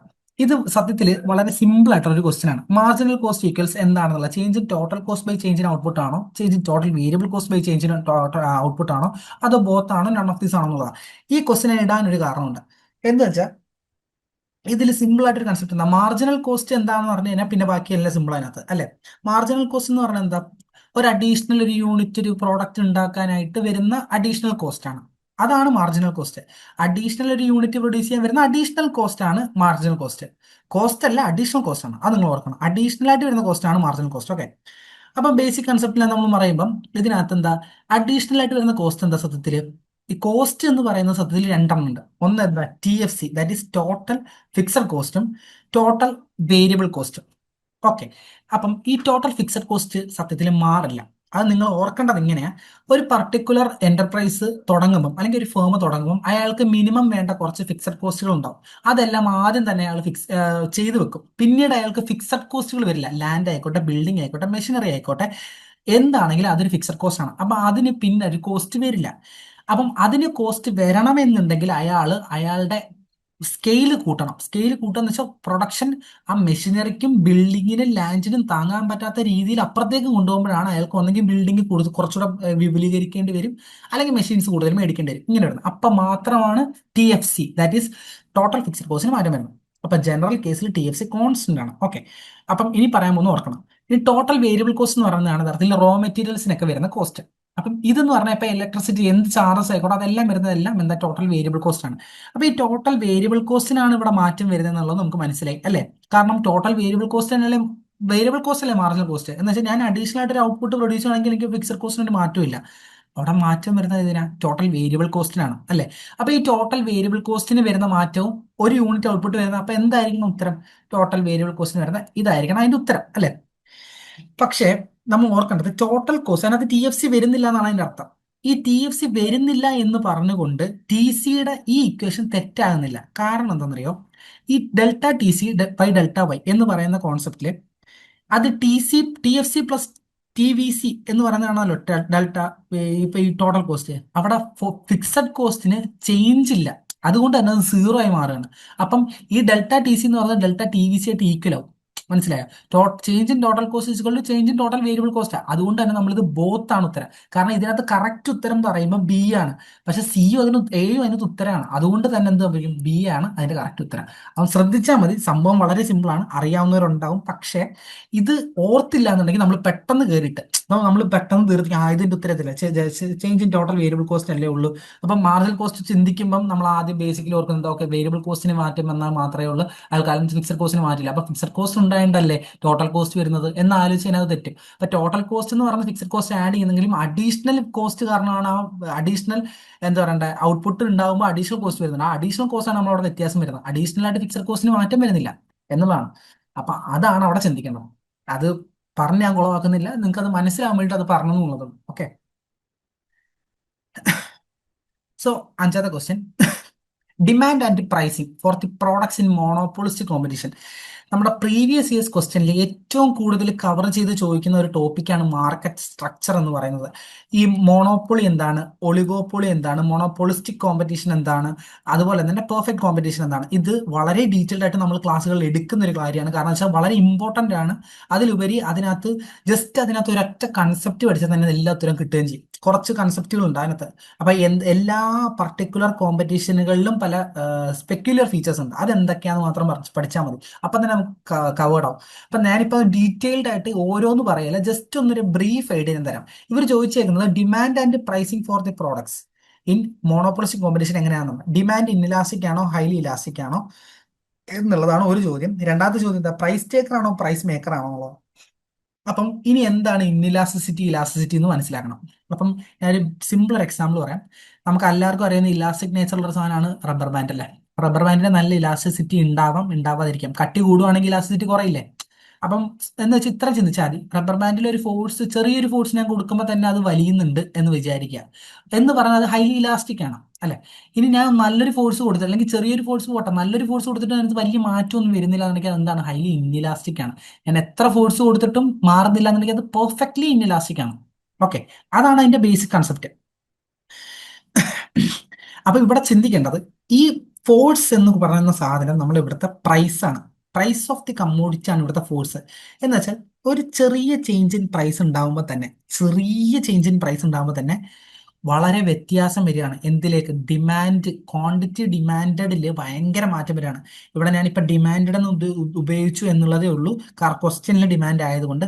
സപ്ലൈയും ഇലാസ്റ്റിസിറ്റി ഉണ്ട്, അത് നിങ്ങൾ മനസ്സിലാക്കണം. അത് നമ്മൾ ക്ലാസ്സുകളിൽ ഡിസ്കസ് ചെയ്യും. ഇവിടെ നമ്മളിപ്പോൾ പറയുമ്പോൾ ഡിമാൻഡും സപ്ലൈ ഉണ്ട്, പക്ഷേ ഇവിടെ ഡിമാൻഡ് മാത്രം നമ്മൾ പറയുന്നുള്ളൂ. ഓക്കെ, അപ്പൊ അവിടെ നമ്മൾ പറയുമ്പോൾ പ്രൈസിന് ചെറിയൊരു മാറ്റം വന്നു. അപ്പൊ അവിടെ എന്താ സംഭവിച്ചത്? ക്വാണ്ടിറ്റിക്ക് വളരെ അധികം വ്യത്യാസം വന്നതാണ്. പ്രൈസ് ചെറുതായിട്ടൊന്ന് കൂടിയ ക്വാണ്ടിറ്റി ഡിമാൻഡിന് ഭയങ്കര മാറ്റം വരും. ക്വാണ്ടിറ്റി എന്ത്, പ്രൈസ് കൂടിയ ക്വാണ്ടിറ്റി കുറയും, അതാണല്ലോ ലോ ഓഫ് ഡിമാൻഡ്. ഇതിൽ തന്നെ വളരെയധികം ക്വാണ്ടിറ്റി ഡിമാൻഡിന് മാറ്റം വന്നാൽ എന്ത് സംഭവിക്കുന്നു? അതാണ് ഹൈലി ഇലാസ്റ്റിക് എന്ന് പറയുന്നത്. മനസ്സിലായി? ചെറിയൊരു പ്രൈസ് ചേഞ്ചിന് വളരെ വലിയൊരു ക്വാണ്ടിറ്റി ഡിമാൻഡിന് ചേഞ്ച് വന്നു എന്നുള്ളതാണ് ഹൈലി ഇലാസ്റ്റിസിറ്റി എന്ന് പറയുന്നത്. ഇനി ഇൻഇലാസ്റ്റിക് എന്ന് പറഞ്ഞാൽ എന്താണ്? ഇൻഇലാസ്റ്റിക് എന്ന് പറയുന്നത് വലിയൊരു പ്രൈസ് ചേഞ്ച് വന്നാൽ പോലും വലിയൊരു ഡിമാൻഡ് ചോദിക്കുന്നതിൽ വലിയ വ്യത്യാസം വരില്ല എന്നുള്ളതാണ് ഇൻഇലാസ്റ്റിക് ഡിമാൻഡിന്റെ പ്രത്യേകത. ഇതൊരു എക്സാമ്പിൾ വെച്ച് നമുക്ക് മനസ്സിലാവും. ഇപ്പം ഇലാസ്റ്റിസിറ്റി പറയാനായിട്ട്, ഇപ്പൊ ഗോൾഡിന്റെ വില നമുക്കറിയാം, എത്ര ഏകദേശം ഒരു 10-12 കൊല്ലം മുമ്പ് വരെ 13,000-20,000 ആ റേഞ്ചിൽ നിന്നിരുന്ന പ്രൈസാണ് ഇപ്പം 60,000 ആ റേഞ്ചിലേക്ക് വന്നത് അല്ലെ. എന്ന് വെച്ചാൽ നമ്മുടെ വീട്ടിലൊക്കെ കാണുന്ന ഒരു കേസാണ്, എല്ലാവരുടെയും വീട്ടിൽ കാണുമെന്നൊന്നും ഉദ്ദേശം, ഒരു ജനറൽ ഐഡിയ കേട്ടോ പറയുന്നത്. ഇപ്പം കുറച്ചൊന്ന് ഒരു 5,000 പോട്ടെ, ഒരു ഒരു നല്ലൊരു എമൗണ്ടിൽ, ചെറിയ എമൗണ്ടിൽ വ്യത്യാസം തന്നെ വന്നാൽ ഗോൾഡ് പോലുള്ള കമ്മോഡിറ്റികൾ, ലക്ഷറി കമ്മോഡിറ്റീസിന്റെ ഒരു പ്രത്യേകതയാണ്, അത് കൂടുതൽ മേടിക്കും. എന്ന് വെച്ചാൽ പ്രൈസിന് ചെറിയൊരു വ്യത്യാസം വന്നാൽ തന്നെ നല്ല നല്ല പോലെ ആൾക്കാർ അത് മേടിക്കാൻ തുടങ്ങും.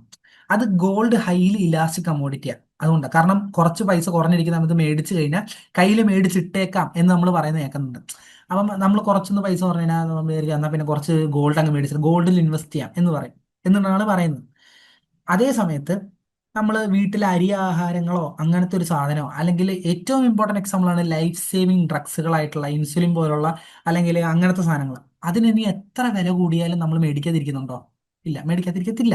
കാരണം അത് നമ്മളുടെ ദൈനംദിന ജീവിതത്തിൽ ഡെയിലി ലൈഫിന് വളരെയധികം ആവശ്യമുള്ള സാധനമായതുകൊണ്ട് എത്ര പ്രൈസ് കൂടിയാലും പ്രൈസ് കുറഞ്ഞാലും എന്ത് സംഭവിക്കില്ല, അതിന്റെ ക്വാണ്ടിറ്റി ഡിമാൻഡിന് മാറ്റം വരുന്നില്ല. അതുകൊണ്ട് അതെന്തായി മാറി, ഹൈലി ഇൻഇലാസ്റ്റിക് ഡിമാൻഡ് ആണത്. അപ്പൊ നിങ്ങൾ ഓർക്കേണ്ടത് agricultural products are basically highly inelastic or inelastic. Perfectly inelastic എന്ന് പറഞ്ഞ കൺസെപ്റ്റും പെർഫെക്റ്റ്ലി ഇലാസ്റ്റിക് എന്ന് പറഞ്ഞ കൺസെപ്റ്റും പറയാൻ കൊള്ളാം. It's an ideal situation. അത് വളരെ പാടാണ്. നമുക്കിപ്പോൾ ചോദിക്കാം, ലൈഫ് സേവിങ് ഡ്രഗ് ഇപ്പം ക്യാൻസറിന് ഒരു മരുന്നുണ്ടെന്ന് വെക്കുക, അത് ഒരാളെ പ്രൊഡ്യൂസ് ചെയ്യുന്നുള്ളതെന്ന് വെക്കുക, അതിനിപ്പോൾ എന്താന്ന് പറഞ്ഞാലും നമ്മൾ പോയി മേടിക്കത്തില്ലേ? മേടിക്കും. അപ്പം ഇനി നമ്മൾ ഇത് എങ്ങനെ കോമ്പറ്റീഷന്റെ കേസിലേക്ക് വരുന്നു എന്നുള്ളതാണ് നമ്മൾ ഡിസ്കസ് ചെയ്യാൻ പോകുന്നത്. കോമ്പറ്റീഷന്റെ കേസിലേക്ക് വരുമ്പോൾ നമുക്കറിയാം, മൊണോപ്പൊളി എന്ന് പറയുന്നത് സിംഗിൾ സെല്ലറാണ്. ഓക്കെ, സിംഗിൾ സെല്ലറാണ്, അവിടെ വേറെ ആൾക്ക് കയറാൻ പറ്റില്ല. ഇനി മോണോപോളിസ്റ്റിക് എന്ന് പറയുമ്പം സിംഗിൾ അല്ല, ലാർജ് നമ്പർ ഓഫ് സെല്ലറാണ്, പക്ഷെ മോണോപ്പൊളിയുടെ കുറച്ച് ക്യാരക്ടേഴ്സ് കാണിക്കും. എന്ന് വെച്ചാൽ മൊണോപ്പൊളി എന്ന് പറഞ്ഞാൽ ഞാൻ മാത്രമേ ഒരു സാധനം വിൽക്കുന്നുള്ളെങ്കിൽ എനിക്ക് തീരുമാനിക്കാം അത് ഏത് വിലയ്ക്ക് വിൽക്കണം എന്നുള്ളത്. കാരണം ഞാൻ മാത്രമേ അത് വിൽക്കുന്നുള്ളൂ. ഞാനത് ആർക്ക് കൊടുക്കണം എന്ന് ഞാൻ തീരുമാനിക്കും, ആർക്ക് ഏത് വിലയ്ക്ക് ഞാൻ കൊടുക്കണം എന്ന് വരും. പല ആൾക്കാർക്കും പല, എന്ന് വെച്ചാൽ പ്രൈസ് ഡിഫറൻഷിയേഷൻ ഉണ്ട് അതിനകത്ത്. എന്ന് വെച്ചാൽ അത് അതിനെയാണ് നമ്മൾ ഈ, നമുക്കത് ബേസിക് എക്സാമ്പിൾ പറയാം. മോണോപ്പൊളി കാണിക്കുന്ന ഒരു ഇതാണ് ഒരു പ്രോഡക്റ്റ് എന്നാണ് നമ്മൾ അതിനെ പറയാ. ട്രെയിൻ സർവീസുകളില്ലേ, ട്രെയിൻ സർവീസ് ഒരു മോണോപ്പൊളിയാണ് അല്ലേ? കാരണം അവിടെ എന്താ പറയണ്ടേ, ഒരാളെ പ്രൊവൈഡ് ചെയ്യുന്നുള്ളൂ. നമുക്ക് വേറെ ട്രെയിൻ എന്ന് പറഞ്ഞ സംഭവമില്ല, എല്ലാം ഇന്ത്യൻ ഗവൺമെന്റിന്റെ കീഴിൽ വരുന്ന ട്രെയിനാണ്. അപ്പം അതുകൊണ്ട് തന്നെ അവിടെ വേറൊരാൾ പ്രൊവൈഡ് ചെയ്യാത്തതുകൊണ്ട് തന്നെ എന്താണ്, നമുക്ക് വേറൊരു ഒന്നും ചെയ്യാനില്ല. അവർ ഫിക്സ് ചെയ്യുന്ന പ്രൈസിന് പോയേ പറ്റൂ. നാളെ ഇതിപ്പോൾ 100 രൂപയ്ക്ക് നമ്മൾ സമരം ചെയ്യുമായിരിക്കും, അല്ലെങ്കിൽ അത് ബുദ്ധിമുട്ടാന്ന് പറയായിരിക്കും. പക്ഷെ അവർ തീരുമാനിക്കുന്ന പ്രൈസിന് നമുക്ക് എന്തും ചെയ്യാൻ പറ്റും. പെട്ടെന്ന് പ്രൈസ് കൂട്ടി ഒന്നും ചെയ്യാൻ പറ്റില്ല. അത് മൊണോപ്പൊളി ഉള്ളൊരു സാധനമാണ്. മനസ്സിലായോ? അപ്പം ഈ മൊണോപൊളിസ്റ്റിക് എന്ന് പറയുന്നത് മിനി മോണോപ്പൊളി ഉള്ള ഒരാൾക്കാരാണ്. എന്ന് വെച്ചാൽ എന്താണെന്നറിയോ, ഈ മോണോപ്പൊളിസ്റ്റിക്കിന്റെ പ്രത്യേകത എന്ന് പറഞ്ഞാൽ ലാർജ് നമ്പർ ഓഫ് സെല്ലേഴ്സ് ഉണ്ട്, പക്ഷെ പ്രോഡക്റ്റ് ഡിഫറൻഷിയേറ്റഡ് ആണ്. എന്ന് പറഞ്ഞാൽ നമ്മളുടെ കോസ്മെറ്റിക്സ്, സോപ്പ് പോലുള്ള സാധനങ്ങളുണ്ടല്ലോ, അത് ജസ്റ്റ് ഒന്ന് ഓർത്താൽ മതി. ഇപ്പൊ ഈ കോസ്മെറ്റിക്സ് അല്ലെങ്കിൽ സോപ്പൊക്കെ, ഇപ്പൊ വിവൽ സോപ്പ് എടുത്തെന്ന് വെച്ചോ, ലെക്സ് സോപ്പ് എടുത്തെന്ന് വെച്ചോ, ഇതിനൊക്കെ എന്ന് പറയുന്നത് എന്താ, ഇതിന്റെ രണ്ടൊരു ഏറ്റവും വലിയ വ്യത്യാസം വരുന്നത് അതിന്റെ ബ്രാൻഡിങ്, അഡ്വർടൈസ്മെന്റിന്റെ വ്യത്യാസമുണ്ട്. രണ്ടെന്ന് പറഞ്ഞാൽ അതിന്റെ കവറിലെ വ്യത്യാസമല്ലേ. അപ്പം അതിന്റെ ക്വാളിറ്റി, അതിന്റെ ലുക്ക്, അതിന്റെ എന്താ പറയുക, അതിന്റെ വിസിബിലിറ്റിയിലൊക്കെ വ്യത്യാസം വരുത്തിയിട്ട് ഒരേ ടൈപ്പ് കമ്മോഡിറ്റീസ് രണ്ട് രീതിയിൽ വിൽക്കുന്നതിനാണ് തരത്തിൽ എന്ന് പറയുന്നത്. അങ്ങനത്തെ ഫേംസുകളാണ് ഒളിഗോപ്പൊളി എന്ന് പറയുന്നത്. ഓ സോറി, ഒളിഗോപ്പൊളി അല്ല, മോണോപ്പൊളിസ്റ്റിക് എന്ന് പറയാം. മോണോപ്പൊളിസ്റ്റിക് എന്ന് പറഞ്ഞാൽ അത് കുറെ ആൾക്കാരുണ്ടാവും, പക്ഷെ അവർക്ക് പ്രൈസ് ഡിസൈഡ് ചെയ്യാൻ പറ്റും. എന്തുകൊണ്ടാണ്? കാരണം അവരുടെ ഇപ്പം ഞാനിപ്പം നല്ലപോലെ ബ്രാൻഡിങ് ഒക്കെ ചെയ്ത് നല്ല അഡ്വർടൈസ്മെന്റ് ചെയ്യുകയാണെങ്കിൽ ചിലപ്പോൾ ആൾക്കാർ, ഇപ്പം നമ്മൾ ചിന്തിക്കുകയാണ്, ഇപ്പം പുതിയ ഒരു ജസ്റ്റ് ഒരു ഇപ്പം UVX എന്ന് പറഞ്ഞൊരു കമ്പനി വന്നു. സത്യത്തിൽ അതിന്റെ ക്വാളിറ്റി നല്ലതാണെങ്കിലും അത് നല്ലൊരു അഡ്വർടൈസ്മെന്റ് നടത്തിയില്ലേ ചിലപ്പോൾ നമ്മൾ ചിന്തിക്കില്ല. ഇപ്പൊ പെട്ടെന്ന് പൃഥ്വിരാജോ അല്ലെങ്കിൽ ഏതെങ്കിലും ഒരു നല്ല നടൻ അതിന് അഡ്വർടൈസ്മെന്റ് ചെയ്യുന്നുണ്ടെങ്കിൽ ഓക്കെ, അയാൾ അത് ചെയ്യണം എന്നുണ്ടെങ്കിൽ സ്വാഭാവികമായിട്ട് അതൊരു നല്ല പ്രോഡക്റ്റ് ആയിരിക്കണം എന്ന് ജനങ്ങൾ ചിന്തിക്കും. എല്ലാ എല്ലാ ജനങ്ങളിലും ഒരു 70% അങ്ങനെ അങ്ങനെ ചിന്തിക്കും. കാരണം ശരിയാണ്. അപ്പൊ നമ്മളൊരു കമ്മ്യൂണിറ്റി എടുക്കാൻ പോകുമ്പോൾ ശരി, ഇത് വിവേക് ഒബ്രോയ് ചെയ്യുന്നതാണ്, അല്ലെങ്കിൽ ആരാ പറഞ്ഞ വേറെ ഇപ്പൊ മോഹൻലാലോ മമ്മൂട്ടി ആരെങ്കിലും ചെയ്യുന്ന ഒരു കമ്മ്യൂണിറ്റി ആണെങ്കിൽ സ്വാഭാവികമായിട്ടും ഓക്കെ, അതിന് നല്ലതായിരിക്കാം, അതിനൊരു അത്രയും പൈസ ഇറക്കുന്നുണ്ടെങ്കിൽ സ്വാഭാവികമായിട്ട് അതൊരു നല്ലത് കമ്മോഡിറ്റി ആയിരിക്കാം എന്ന് വെച്ച് ആ ഇതേ കമ്മോഡിറ്റിക്ക് കുറച്ച് പ്രൈസ് കൂടുതലാണെങ്കിൽ നമ്മൾ മേടിക്കാൻ തയ്യാറാണ് അവിടെ. അതാണ് ഒളിഗോപ്പൊളിയും മോണോപ്പൊളിയും നമ്മൾ ഏറ്റവും വലിയ വ്യത്യാസം. എന്ന് വെച്ചാൽ അവിടെ ലാർജ് നമ്പർ ഓഫ് സെല്ലേഴ്സ് ഉണ്ടായാലും അവർ പ്രൈസ് മേക്കറാണ്. മനസ്സിലായോ? പ്രൈസ് മേക്കേഴ്സ് ആണ്. ഈ പെർഫെക്റ്റ് കോമ്പറ്റീഷന്റെ പ്രത്യേകത എന്താ, പെർഫെക്റ്റിനകത്ത് ലാർജ് നമ്പർ ഓഫ് സെല്ലേഴ്സ് ഉണ്ട് അവിടെയും, പക്ഷെ പ്രശ്നം എന്ന് വെച്ചാൽ അവർക്ക് ക്ലോസ് സബ്സ്റ്റിറ്റ്യൂട്ട് അല്ല, പ്രോഡക്റ്റ് ക്ലോസ് സബ്സ്റ്റിറ്റ്യൂട്ട് അല്ല. എന്ന് പറഞ്ഞാൽ എന്താ, ഈ കമ്മോഡിറ്റികൾ ഒന്നൊന്നിനെ റീപ്ലേസ് ചെയ്യുന്നില്ല, ക്ലോസ് സബ്സ്റ്റിറ്റ്യൂട്ട് അല്ല. എന്ന് വെച്ചാൽ അവർക്ക് എന്ന് പറഞ്ഞു കഴിഞ്ഞാൽ നമ്മളിപ്പോ ഒരാൾ ഇപ്പൊ ഒന്ന് പ്രൈസ് കൂട്ടി ഞാൻ വേറൊരാളിലേക്ക് പോകും എന്നുള്ളത് തന്നെ. ഇവിടെ അത് തന്നെ, പക്ഷെ അവിടെ ഫേം അല്ല പ്രൈസ് ഫിക്സ് ചെയ്യുന്നത്, ഇവിടെ ഫേം ആണ് പ്രൈസ് ഫിക്സ് ചെയ്യുന്നത് മോണോപ്പൊളിസ്റ്റിക്കില്. അതാണ് ഇവിടെ പറയുന്നത്. ഇപ്പൊ സ്റ്റാർബക്സ്, പിൻ ഇൻട്രസ്റ്റ്, അങ്ങനെ പല ഇതുണ്ട്. അപ്പൊ ഇതൊക്കെ എന്ന് വെച്ചാൽ ഇപ്പൊ കോഫി മേക്കിംഗ്, അല്ലെങ്കിൽ ഞാൻ പറയാം ഇപ്പം ഫോർ എക്സാമ്പിൾ, സിമ്പിൾ എക്സാമ്പിൾ പറയാം. ഇപ്പം എന്താ പറയണ്ടേ, സിമിലർ സബ്സ്റ്റിറ്റ്യൂട്ട് അല്ല, എക്സാമ്പിൾ ഇത്തിരിയുടെ നല്ലത് കോസ്മെറ്റിക്സ് തന്നെ. ഇനി ഞാൻ വേറൊരു സാധനം പറയാം. ഇതിന് ഹൈലി ഇലാസ്റ്റിക് ആണോ ഇൻഇലാസ്റ്റിക് ആണോ എന്ന് അറിയാൻ വേണ്ടിയിട്ട് നമ്മൾ ഈ ബർഗർ കിങ് അല്ലെങ്കിൽ അങ്ങനത്തെ ഉണ്ടല്ലോ, മറ്റേ ബർഗേഴ്സിന്റെ കുറച്ച് സാധനങ്ങളില്ലേ, അപ്പൊ ഈ കാര്യങ്ങൾ നമ്മൾ നോക്കിയാൽ മതി. നമ്മളൊരു 90 രൂപയുടെ ഒരു സാധനം കിട്ടുന്ന നോക്കുക, അവിടെ ഇപ്പൊ 99 രൂപയ്ക്ക് 2 ബർഗർ കിട്ടുന്ന പറഞ്ഞ ഓഫർ ഉണ്ടാവും. പെട്ടെന്ന് അപ്പുറത്തെ കടയിൽ നോക്കുമ്പോൾ 79 രൂപയ്ക്ക് 2 ബർഗർ കിട്ടുക എന്ന് പറഞ്ഞാൽ നമ്മൾ എന്തായിരിക്കും ചൂസ് ചെയ്യുക? കുറച്ചുകൂടെ ആ 79ലേക്ക് ചൂസ് ചെയ്യില്ലേ? എന്ന് പറഞ്ഞാൽ അവിടെ ചെറിയ പ്രൈസ് വ്യത്യാസത്തിൽ തന്നെ ഭയങ്കര ഡിമാൻഡിന് വ്യത്യാസം വരും. കാരണം ഒരേ ടൈപ്പ് ഓഫ് സംഭവം, ഒരേ ടൈപ്പ് പ്രോഡക്റ്റ് ആണ് വിൽക്കുന്നത്. പ്രോഡക്റ്റ് ഒന്നാ, എല്ലാവരും വിൽക്കുന്നത് സോപ്പാ, പക്ഷെ അതിനെ ഡിഫറൻഷിയേറ്റ് ചെയ്യുന്നത് പല ക്യാരക്ടേഴ്സ് വെച്ചിട്ടാണ്. എന്ന് പറയുന്നത് ഇപ്പൊ ബർഗർ, ഇപ്പൊ എല്ലാവരും വിൽക്കുന്ന ബർഗറാ, പക്ഷെ എന്താ പ്രശ്നം, അവിടെ ബ്രാൻഡിങ്, അഡ്വർടൈസ്മെന്റ്, അവർ കൊടുക്കുന്ന പ്രൈസിങ് സ്കീമല്ല വ്യത്യാസം. പക്ഷെ പ്രൈസ് ഫിക്സ് ചെയ്യുന്ന ആരാ? അത് ആ പ്രൈസ് ഫിക്സ് ചെയ്യുന്നത് ഫേം ആണെങ്കിൽ പോലും അവിടെ ഇലാസ്റ്റിസിറ്റി എന്ന് പറഞ്ഞാൽ ഇലാസ്റ്റിസിറ്റി ഞാൻ പറഞ്ഞല്ലോ, ചെറിയൊരു ഫോഴ്സ്, ചെറിയൊരു പ്രൈസ് ചേഞ്ചിൽ തന്നെ എന്ത് സംഭവിക്കുന്നു, ആളുടെ ഡിമാൻഡ് മാറും. അപ്പൊ അതിന്റെ ഉത്തരം വരുന്നത് highly elastic and price makers ആണ് അതിന്റെ ഉത്തരം വരുന്നത്, മോണോപോളിസ്റ്റിക് കോമ്പറ്റീഷൻ. ഓക്കെ. അപ്പം ഇവിടെ നമുക്ക് ജസ്റ്റ് ഒന്ന് കാണാം, ഇതിനകത്താണ് പെർഫെക്റ്റ് കോമ്പറ്റീഷനകത്ത് പ്രൈസിംഗ് പവർ ഉണ്ടാവില്ല, അതുകൊണ്ടാണ് അത് പ്രൈസിംഗ് പവർ ഉണ്ടാവില്ല, അതുപോലെ അതിനകത്ത് പെർഫെക്റ്റ്ലി ഇലാസ്റ്റിക് ആയിരിക്കും. ഇനി മോണോപോളിസ്റ്റിക് ആണെങ്കിൽ ഞാൻ നേരത്തെ കാണിച്ചെന്ന പോലെ ആ മോണോപോളിസ്റ്റിക് നോക്കിയാൽ മനസ്സിലാവും. വേണ്ട, ഇത് കണ്ടല്ലേ, ഇത് ഹൈലി ഇലാസ്റ്റിക് ആണ്, ഇലാസ്റ്റിസിറ്റി ആണ് ഈ പാരലൽ ടു എക്സ് ആക്സിസിനോട് ചേർന്ന് വരുന്നത്. അപ്പം ഇങ്ങനെ ഇങ്ങനെ ഇങ്ങനെ നിന്നിട്ട് ഇങ്ങനെ ഇങ്ങനെ ഇങ്ങനെ വന്ന് നേരെ ആകുമ്പോഴാണ് ഇലാസ്റ്റിസിറ്റി ഇൻഇലാസ്റ്റിക് ആവുന്നത്. ഇപ്പൊ ഇവിടെ സം പ്രൈസിംഗ് പവർ, ഒരു ലിമിറ്റഡ് പ്രൈസിംഗ് പവർ ഉണ്ട്, അതാണ് മോണോപോളിസ്റ്റിക്കില്. ഇനി മോണോപ്പൊളി എന്ന് പറയുമ്പോൾ ഇൻഇലാസ്റ്റിക് ഇത്. ഇനി ഇതുപോലെ തന്നെ ഒളിഗോപ്പൊളി ഉണ്ട്, ഒളിഗോപ്പൊളിയിൽ റിജിഡിറ്റി ആണ്, ഇങ്ങനെ വരും എന്ന് വെച്ചാൽ അത് പ്രൈസ് റിജിഡിറ്റി എന്ന് പറയും. അന്ന് നമുക്ക് പിന്നീട് ഡിസ്കസ് ചെയ്യാം, ഓക്കെ, ഡീറ്റെയിൽഡ് ആയിട്ട്. ഇത് തന്നെ കുറെ നേരമായിട്ട് അതിനെ ഡിസ്കസ് ചെയ്യണം, പക്ഷെ അതിന്റെ കൺസെപ്റ്റ് മനസ്സിലാവാനാണ്. ഇത് നമ്മൾ ഡീറ്റെയിൽ ആയിട്ട് പിന്നെ ഡിസ്കസ് ചെയ്യും. ഓക്കെ, ഇത്രയും ഡീറ്റെയിൽഡ് ആയിട്ടല്ല എന്ന് വെച്ചാൽ കാര്യങ്ങൾ കറക്റ്റ് ആയിട്ട് പറഞ്ഞുതരാം. ഓക്കെ. അപ്പൊ ഇനി അടുത്ത പിന്നെ ഇതിന്റെ ജസ്റ്റ് ഒരു മാർക്കറ്റ് സ്ട്രക്ചേഴ്സ് ആയിട്ട് ഗ്ലാൻസ് ആണ്. ജസ്റ്റ് ഞാൻ ഈ പറഞ്ഞ അതേ കാര്യങ്ങൾ മാത്രമേ ഉള്ളൂ. അതിനകത്ത് പ്രൈസ് ടേക്കർ, പ്രൈസ് ആരൊക്കെയാണ്, എങ്ങനെയാണെന്നുള്ളത് മാത്രം പറയണം. ഓക്കെ.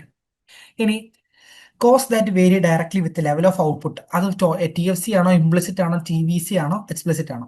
ഇത് സത്യത്തിൽ സിമ്പിൾ ക്വസ്റ്റ്യൻ ആണ്, സംഭവം സിമ്പിൾ ക്വസ്റ്റ്യൻ ആണ്. പക്ഷെ ഇവിടെ ഇപ്പം നമ്മൾ ഈ ക്വസ്റ്റിനെ നമുക്ക് പാടാക്കാൻ പറ്റുന്ന ഒരു രീതി ഞാൻ പറഞ്ഞുതരാം. എന്ന് വെച്ച് കഴിഞ്ഞാൽ ഇവിടെ only 1 and 2 ഓപ്ഷൻസ്, ഇത് എയും ബി സി ഇങ്ങനെ തന്നിട്ട് നമ്മൾ പറയാം A and C എന്ന് പറഞ്ഞു നടക്കുന്നത്, അതെന്തായാലും തെറ്റായിരിക്കും. സോ അത് കുഴപ്പമില്ല. പിന്നെ പറയുന്നത് B and C ആണ് ഉത്തരം, അല്ലെങ്കിൽ C and D ആണ് ഉത്തരം, അല്ലെങ്കിൽ BCD ആണ് ഉത്തരം എന്ന് വല്ലതും പറയാണെന്ന് വെച്ചോ. അങ്ങനെയൊക്കെ പറയുമ്പോഴാണ് BCD അത് വലിയ കാര്യമില്ല. പക്ഷെ എന്നാലും B and C അല്ലെങ്കിൽ C and D എന്ന് പറയുന്ന ഓപ്ഷൻസ് വരികയാണെങ്കിൽ കുറച്ചുകൂടെ ഒന്ന് അറിയാത്ത ആൾക്കാരുണ്ടെങ്കിൽ അത് കൺഫ്യൂഷൻ അടിക്കും. കാരണം എന്താണെന്ന് വെച്ചാൽ എന്താണ് ഇംപ്ലിസിറ്റ്, എന്താണ് എക്സ്പ്ലിസിറ്റ് കോസ്റ്റ് എന്ന് പറഞ്ഞാലേ നമുക്കത് ചെയ്യാൻ പറ്റത്തുള്ളൂ. മനസ്സിലായി? അപ്പം cost that vary directly with level of output എന്ന് പറഞ്ഞാൽ എന്താ ഉദ്ദേശിക്കുന്നത്? ഔട്ട്പുട്ടിന് മാറ്റം വരുമ്പോൾ അതിനനുസരിച്ച് കോസ്റ്റിന് മാറ്റം വരാൻ നമ്മൾ നേരത്തെ പറഞ്ഞ ടോട്ടൽ വേരിയബിൾ കോസ്റ്റിനാണ് ആ മാറ്റം വരുന്നത്. അപ്പം ടോട്ടൽ വേരിയബിൾ കോസ്റ്റിന്റെ വേറൊരു പേര് വല്ലതും ആണോ ഈ എക്സ്പ്ലിസിറ്റ് കോസ്റ്റ്, ഇംപ്ലിസിറ്റ് കോസ്റ്റ് നമ്മൾ ചിന്തിച്ചു പോയാൽ പെട്ടുപോടാ. അതുകൊണ്ട് നമ്മൾ എന്തറിയണം? എക്സ്പ്ലിസിറ്റ് കോസ്റ്റ് എന്താണെന്ന് അറിയണം, ഇംപ്ലിസിറ്റ് കോസ്റ്റ് എന്താണെന്നും അറിയണം. ഓക്കെ. അപ്പം ഈ എക്സ്പ്ലിസിറ്റ് കോസ്റ്റ് എന്ന് പറയുന്നത് ഇത്രേ ഉള്ളൂ. Cash out or cash paid, cash cost ആണ് പറയുന്നത് എക്സ്പ്ലിസിറ്റ് കോസ്റ്റ് എന്ന് പറയുന്നത്. എന്ന് വെച്ചാൽ നമ്മളൊരു ഇപ്പൊ ഒരു ഫേം ആണെങ്കിൽ അയാൾ ഹയർ ചെയ്യുന്നതോ അല്ലെങ്കിൽ ഇൻപുട്ട് സർവീസസോ എന്തിനാണെങ്കിലും അയാൾ പൈസ കൊടുക്കണ്ടേ? ഒരു ഹയർഡ് ലേബറിന് എടുക്കണമെങ്കിൽ അയാൾ പൈസ കൊടുക്കണ്ടേ? ആ പൈസ കൊടുക്കുന്ന കോസ്റ്റുകൾ, അങ്ങനെ വരുന്ന കോസ്റ്റുകളെയാണ് എക്സ്പ്ലിസിറ്റ് എന്ന് പറയുന്നത്. ഇനി ഇംപ്ലിസിറ്റ് കോസ്റ്റ് എന്ന് പറഞ്ഞു കഴിഞ്ഞാൽ അയാളുടെ കയ്യിൽ ഓൾറെഡി ഉള്ള സാധനങ്ങൾ അതൊക്കെ, എന്ന് വെച്ചാൽ ഇപ്പം ലാൻഡ്, എനിക്ക് സ്വന്തമായിട്ട് ലാൻഡ് ഉണ്ട് എന്നുണ്ടെങ്കിൽ അതിന് റെന്റ് ഒന്നും വേറൊന്നും കൊടുക്കണ്ട, പക്ഷെ അതിന് അടയ്ക്കേണ്ടി വരുന്ന ഒരു കോസ്റ്റ് ഉണ്ടായിരുന്നില്ലേ, അത് അടയ്ക്കേണ്ടി വന്നേനെ ആയിരുന്നു എന്ന് പറയുന്നത്. അതാണ്. അപ്പൊ entrepreneurs do not pay for the, എന്താ പറയണ്ടേ, implicit cost or use of own resources, the value of such resources is called. അപ്പൊ അതിന്റെ വാല്യൂവിനെ നമ്മൾ പറയുന്നതാണ് തരത്തിൽ എന്തെന്ന് പറയുന്നത്, ഇംപ്ലിസിറ്റ് കോസ്റ്റ്. ഇപ്പൊ ഞാൻ സ്വന്തമായിട്ട് എന്റെ ഫേമിൽ വർക്ക് ചെയ്യുകയാണെങ്കിൽ അതൊരു ഇംപ്ലിസിറ്റ് കോസ്റ്റ് ആണ്. എനിക്ക് അവിടെ ഒരു കോസ്റ്റ് വരണ്ട, പക്ഷെ അത് വന്നിട്ടില്ല എന്നുള്ളതാണ്, അതാണ് ഇംപ്ലിസിറ്റ് കോസ്റ്റ്. ഓക്കെ. അപ്പൊ അതിന്റെ ഉത്തരം എന്ന് പറയുന്നത് ടോട്ടൽ വേരിയബിൾ കോസ്റ്റ് ആണ്. ഓപ്ഷൻസ് നമ്മളൊന്ന് ശ്രദ്ധിക്കണം, അത്രേ ഉള്ളൂ. ഇതൊക്കെ സിമ്പിൾ ക്വസ്റ്റൻ ആണ്. ഇനി an organization created from a formal agreement between a group of producers of a good or service to control supply or to regulate or manipulate prices. സത്യത്തിൽ ഈ നേരത്തെ പറഞ്ഞ മോണോപ്പൊളി ആ കോൺസെപ്റ്റുകളിൽ വരുന്ന സാധനം. അപ്പൊ ഇതിനകത്ത് ഇപ്പം ഒരു ഓർഗനൈസേഷൻ എന്ന് പറയുമ്പോൾ തന്നെ നമുക്ക് മോണോപ്പൊളി എടുത്താൽ കളയാം. കാരണം മോണോപ്പൊളി ഈസ് എ സിംഗിൾ സെല്ലറാണ്, അതുകൊണ്ട് ഓർഗനൈസേഷൻ വരില്ല. Created from a formal agreement between a group of producers of a good or service to control supply or to regulate manipulate or prices. Okay. ഇനി partnership എന്താ, cartel എന്താ, cooperative എന്താന്ന് പറയണം. Cooperative എന്ന് പറഞ്ഞ സഹകരണ സംഘം, അതെന്തായാലും വരില്ല. കാരണം അത് ഒന്നാമത്തെ കാര്യം, വരാത്തതിന്റെ മെയിൻ കാരണം എന്ന് വെച്ചാൽ അത് പ്രോഫിറ്റ് ഓറിയന്റഡ് അല്ല. അപ്പം സപ്ലൈയെ പ്രൈസിനെ കൺട്രോൾ ചെയ്യുന്നതല്ല കോപ്പറേറ്റീവ്സ് ചെയ്യുന്നത്. പിന്നെ പാർട്ണർഷിപ്പ് എന്ന് പറയുന്നത് അതല്ല. പാർട്ണർഷിപ്പ് എന്ന് പറഞ്ഞാൽ 2 3 ആൾക്കാർ ചേർന്ന് കമ്പനി നടത്തി കൊണ്ടുപോകുന്നു എന്നുള്ളതേ ഉള്ളൂ. ഇവിടെ പറയുന്ന കേസ് എന്ന് പറഞ്ഞാൽ ഒരു ഓർഗനൈസേഷൻ ഒരു ഫോർമൽ എഗ്രിമെന്റ് എന്നാണ്. ഈ കാർട്ടൽ എന്ന് പറയുന്നതാണ് അതിന്റെ ഉത്തരം. അത് എന്തുകൊണ്ടാന്ന് വെച്ചാൽ നമുക്ക് ഒളിഗോപ്പൊളി എന്ന് പറഞ്ഞ കൺസെപ്റ്റ് പഠിക്കുമ്പോൾ അതിനകത്ത് 2 സാധനങ്ങളുണ്ട്. ഒന്ന് കൊളൂസീവ് ഒളിഗോപ്പൊളി ഉണ്ട്, ഒന്ന് നോൺ കൊളൂസീവ് ഒളിഗോപ്പൊളി ഉണ്ട്. ഇപ്പൊ കൊളൂസീവ് ഒളിഗോപ്പൊളി എന്ന് പറയുന്നത് ഇത്രേ ഉള്ളൂ. ഇതിപ്പം ക്ലാസ് ആയിരുന്നെങ്കിൽ ഇതിന്റെ എല്ലാം നോട്ട് വൈസ് നമ്മൾ കാണിച്ചേനെ. ജസ്റ്റ് ഇതിപ്പം ഒരു ബേസിക് ഐഡിയ ആയിട്ടാണ് ഇത് പറഞ്ഞു പോകുന്നത് കേട്ടോ. ഇപ്പൊ കൊളൂസീവ് ഒളിഗോപ്പൊളി എന്ന് പറഞ്ഞു കഴിഞ്ഞാല് പല ഫേമുകളും കൊളിയൂഡ് ചെയ്യും. കൊളിയൂഡ് ചെയ്യുന്ന പറഞ്ഞാൽ ഒരുമിച്ച് നിന്ന് പ്രൈസ് പ്രൈസ് ഫിക്സ് ചെയ്യുക, അങ്ങനത്തെ കാര്യങ്ങൾ ചെയ്യും. അതിനകത്ത് വരുന്ന ഒരു സാധനമാണ് കാർട്ടൽ. അങ്ങനെ വിളിക്കുന്ന ഓർഗനൈസേഷനാണ് കാർട്ടൽസ് എന്ന് വിളിക്കുക. അതിന് എക്സാമ്പിൾ ആണ് നമ്മുടെ OPEC എന്ന് പറയുന്നത്, organisation of petroleum exporting countries. അവരൊക്കെ ഈ കാർട്ടൽസ് ആണ്, ഓർഗനൈസേഷൻ, ഇങ്ങനത്തെ ഓർഗനൈസേഷൻ ആണ്. പക്ഷെ അതേ സമയത്ത് എന്താ പറയണ്ടേ, നോൺ പോളിസി ഒളിഗോപ്പൊളികൾ ഉണ്ട്. എന്ന് വെച്ചാൽ ഇപ്പം ഇപ്പം ഞാൻ തീരുമാനിക്കും എനിക്ക് അങ്ങനെ വേറെ ഒരു ഒളിഗോപ്പൊളിയിൽ വെച്ചാൽ എന്റെ കമ്മോഡിറ്റി ഒക്കെ സിമിലർ ആയിരിക്കും, പക്ഷെ എന്താ പറയണ്ട, എനിക്ക് അങ്ങനെ താല്പര്യമില്ല, മറ്റൊരാളുടെ കൂടെ ചെയ്യാൻ നിൽക്കാൻ താല്പര്യമില്ല എന്ന് പറയുന്നത് നോൺ പോളിസി ഒളിഗോപ്പൊളി, സാധാരണ രീതിയിൽ പോകുന്നത് അത്രേ ഉള്ളൂ. ഓക്കെ. ഇനി അടുത്ത two products are said to be dash when increase or decrease in the level of one result in the decrease or increase in the level of production of another given the fixed amount of resource എന്ന് പറയുന്നുണ്ട്. Okay. അപ്പം ഇവിടെ ഞാനൊരു കാര്യം ചെയ്തു വെച്ചിട്ടുണ്ട്. എന്താന്ന് വെച്ച് കഴിഞ്ഞാല് പ്രോഡക്ട്സിനെ ഒന്ന് ബോൾഡ് ആക്കിയിട്ടുണ്ട്. എന്തുകൊണ്ടാണ് പ്രോഡക്ട്സിനെ ബോൾഡ് ആക്കി എന്നുള്ളത് ഞാൻ പറഞ്ഞുതരാം. ഇത്രേ ഉള്ളൂ, വേറൊന്നുമല്ല. ഇതിനകത്ത് ഓപ്ഷൻസ് നിങ്ങൾ കണ്ടറിയാം, complementary, competitive, supplementary, none of this അല്ലേ. സത്യത്തില് ഇത് എന്തിനെ കുറിച്ചാണ് പറയുന്നതെന്നൊന്ന് ബോധം വരാനാണ് സത്യത്തിൽ ഞാൻ അത് അണ്ടർലൈൻ അല്ലെങ്കിൽ മീൻസ് അതൊന്ന് ബോൾഡ് ആക്കിയത്. വേറൊന്നുമല്ല, ഈ പ്രോഡക്ട്സ് അവിടെ കോമ്പറ്റിറ്റീവ് നമ്മൾ നേരത്തെ കണ്ടില്ലേ, സബ്സ്റ്റിറ്റ്യൂട്ടും കോംപ്ലിമെന്ററി എന്ന് പറയുന്നത്. ഈ കോംപ്ലിമെന്ററി തന്നെ പ്രോഡക്ട്സിലും വരുന്നുണ്ട്, വേറെ എന്തിലും വരുന്നുണ്ട്, ഗുഡ്സിൽ വരുന്നുണ്ട്. ഈ ടു പ്രോഡക്ട്സ് എന്ന് പറയുന്നത് കൊണ്ട് ഉദ്ദേശിക്കുന്നത് എന്താ അറിയോ, ഇത് ഇത് സത്യത്തിൽ ഇത് ഏത് കൺസെപ്റ്റിലാണ് വരുന്നത് വെച്ചാൽ പ്രോഡക്റ്റ് പ്രോഡക്റ്റ് റിലേഷൻഷിപ്പ് കൺസെപ്റ്റിൽ വരുന്ന സാധനമാണ്. ഇത് സത്യത്തിൽ കോംപ്ലിമെന്ററി എന്ന് പറയും, ഇതെല്ലാം പ്രോഡക്റ്റ് പ്രോഡക്റ്റിൽ റിലേഷൻഷിപ്പിൽ വരുന്നതാണ് ഇങ്ങനെ എഴുതിയേക്കുന്നത്. അല്ലാണ്ട് ഇനി ഫാക്ടർ പ്രോഡക്റ്റ് വരുമ്പോഴും വേറെ റിലേഷൻഷിപ്പ് ഉണ്ട്, ഫാക്ടർ ഫാക്ടർ വരുമ്പോൾ വേറെ റിലേഷൻഷിപ്പ് ഉണ്ട്. മനസ്സിലായോ? രണ്ട് ഇൻപുട്ടുകൾ എന്ന് പറയുന്നത് നമ്മൾ ഗുഡ്സ് ഡിമാൻഡ് സപ്ലൈ പഠിക്കുമ്പോൾ നമ്മൾ കോംപ്ലിമെന്ററി ഗുഡ്സ് പഠിക്കുന്നുണ്ട്, സബ്സ്റ്റിറ്റ്യൂട്ട് ഗുഡ്സ് പഠിക്കുന്നുണ്ട് അല്ലെ. ബ്രെഡും ജാമും, ജാം എന്ന് വെച്ചാൽ ഒരെണ്ണത്തിന്റെ പ്രൈസ് കൂടിയാ മറ്റേതിന്റെ ഡിമാൻഡ് കുറയും. എന്തുകൊണ്ടാ? ബ്രെഡിന്റെ പ്രൈസ് കൂടിയാ ജാം നമുക്ക് ആവശ്യമില്ലല്ലോ, പിന്നെ നമ്മൾ ബ്രെഡിന്റെ കൂടെ കഴിക്കാനല്ല ജാം മേടിക്കുന്നത് എന്നൊരു കൺസെപ്റ്റ് ആട്ടോ കോംപ്ലിമെന്ററി. പിന്നെ സബ്സ്റ്റിറ്റ്യൂട്ട് എന്ന് പറഞ്ഞാൽ തേയിലയുടെയും കാപ്പിയുടെയും ഞാൻ കേസ് പറഞ്ഞില്ല. എന്നാൽ ഇവിടുത്തെ കേസ് പറഞ്ഞാൽ top products are set to be dash. ഇവിടെ എന്ന് പറഞ്ഞാൽ ഇൻക്രീസ്, ഇപ്പൊ നമ്മൾ ജസ്റ്റ് ഒരെണ്ണം മാത്രം ഓക്കെ, അത് ഇൻക്രീസ്, ഒരെണ്ണത്തിന്റെ ഇൻക്രീസ് ഉണ്ടാകുമ്പോൾ മറ്റേതിന്റെ ഡിക്രീസ് ആയിരിക്കും. ഒരു പ്രോഡക്റ്റ് കൂട്ടിയാൽ, പ്രൊഡക്ഷൻ കൂട്ടിയാൽ മറ്റേതിന്റെ പ്രൊഡക്ഷൻ കുറയുമെന്നാണ് പറയുന്നത്. അത് സത്യത്തിൽ എന്താ, ഒരു നെഗറ്റീവ് എഫക്റ്റാണ്. നെഗറ്റീവ് എഫക്റ്റ് എന്ന് പറഞ്ഞാൽ കോമ്പറ്റീഷൻ അവിടെ, അതാണ് കോമ്പറ്റേറ്റീവ്. ഇനി കോംപ്ലിമെന്ററി എന്ന് പറഞ്ഞാൽ എന്തായിരിക്കും, ഒന്നിന്റെ പ്രൊഡക്ഷൻ കൂടിയാൽ മറ്റേതിന്റെ പ്രൊഡക്ഷനും കൂടും, അതാണ്. ഫോർ എക്സാമ്പിൾ, നമുക്കറിയാവുന്ന പയർ വർഗ്ഗങ്ങൾ ഇട്ട് കഴിഞ്ഞാൽ എന്ത് സംഭവിക്കും, നൈട്രജൻ കണ്ടന്റ് എന്ത് സോയിൽ കൂടും. സോ അപ്പൊ അടുത്ത ക്രോപ്പിന് എന്ത് സംഭവിക്കും, അത് വളരെയധികം എന്തായി മാറും, ഗുണമായി മാറും. അപ്പൊ നെല്ല് പോലുള്ള കമ്മോഡിറ്റീസിന് എന്തായി മാറി, നൈട്രജൻ സപ്ലൈഡ് ആയി, അതുകൊണ്ട് അതിന്റെ പ്രൊഡക്ഷൻ കൂടും.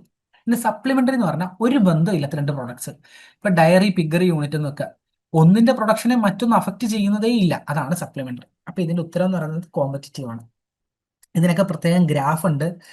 പിന്നെ MRPSന്റെ വാല്യൂസ് ഉണ്ട്, സീറോ ആണോ പോസിറ്റീവ് ആണോ നെഗറ്റീവ് ആണോ എന്നുള്ളത്. ഇപ്പൊ കോമ്പറ്റേറ്റീവ് ആണെങ്കിൽ നെഗറ്റീവ് ആണ്, അത് ജസ്റ്റ് ഒന്ന് അറിഞ്ഞിരിക്കുക. Marginal rate of product substitution എന്ന് വെച്ചാൽ ഒരു പ്രോഡക്റ്റ് കൂട്ടുമ്പോൾ മറ്റേതിന് വരുന്ന നെഗറ്റീവ് സബ്സ്റ്റിറ്റ്യൂഷൻ, നെഗറ്റീവ് ആണ് അതിന്റെ വാല്യൂ വരുന്നത്. അത് ഡീറ്റെയിൽ ആയിട്ട് പിന്നെ പറയാം. ഇനി dash is the price at which the commodities are made available to the consumers at fair price shops. ഇത് ഇത്തിരി ഡീറ്റെയിൽഡ് ആയിട്ടൊന്ന് മനസ്സിലാക്കേണ്ട കൺസെപ്റ്റ്, അതുകൊണ്ടാണ് ഞാൻ ഈ ക്വസ്റ്റ്യൻ ഇട്ടത് തന്നെ യഥാർത്ഥത്തിൽ. എന്ന് പറഞ്ഞു കഴിഞ്ഞാല്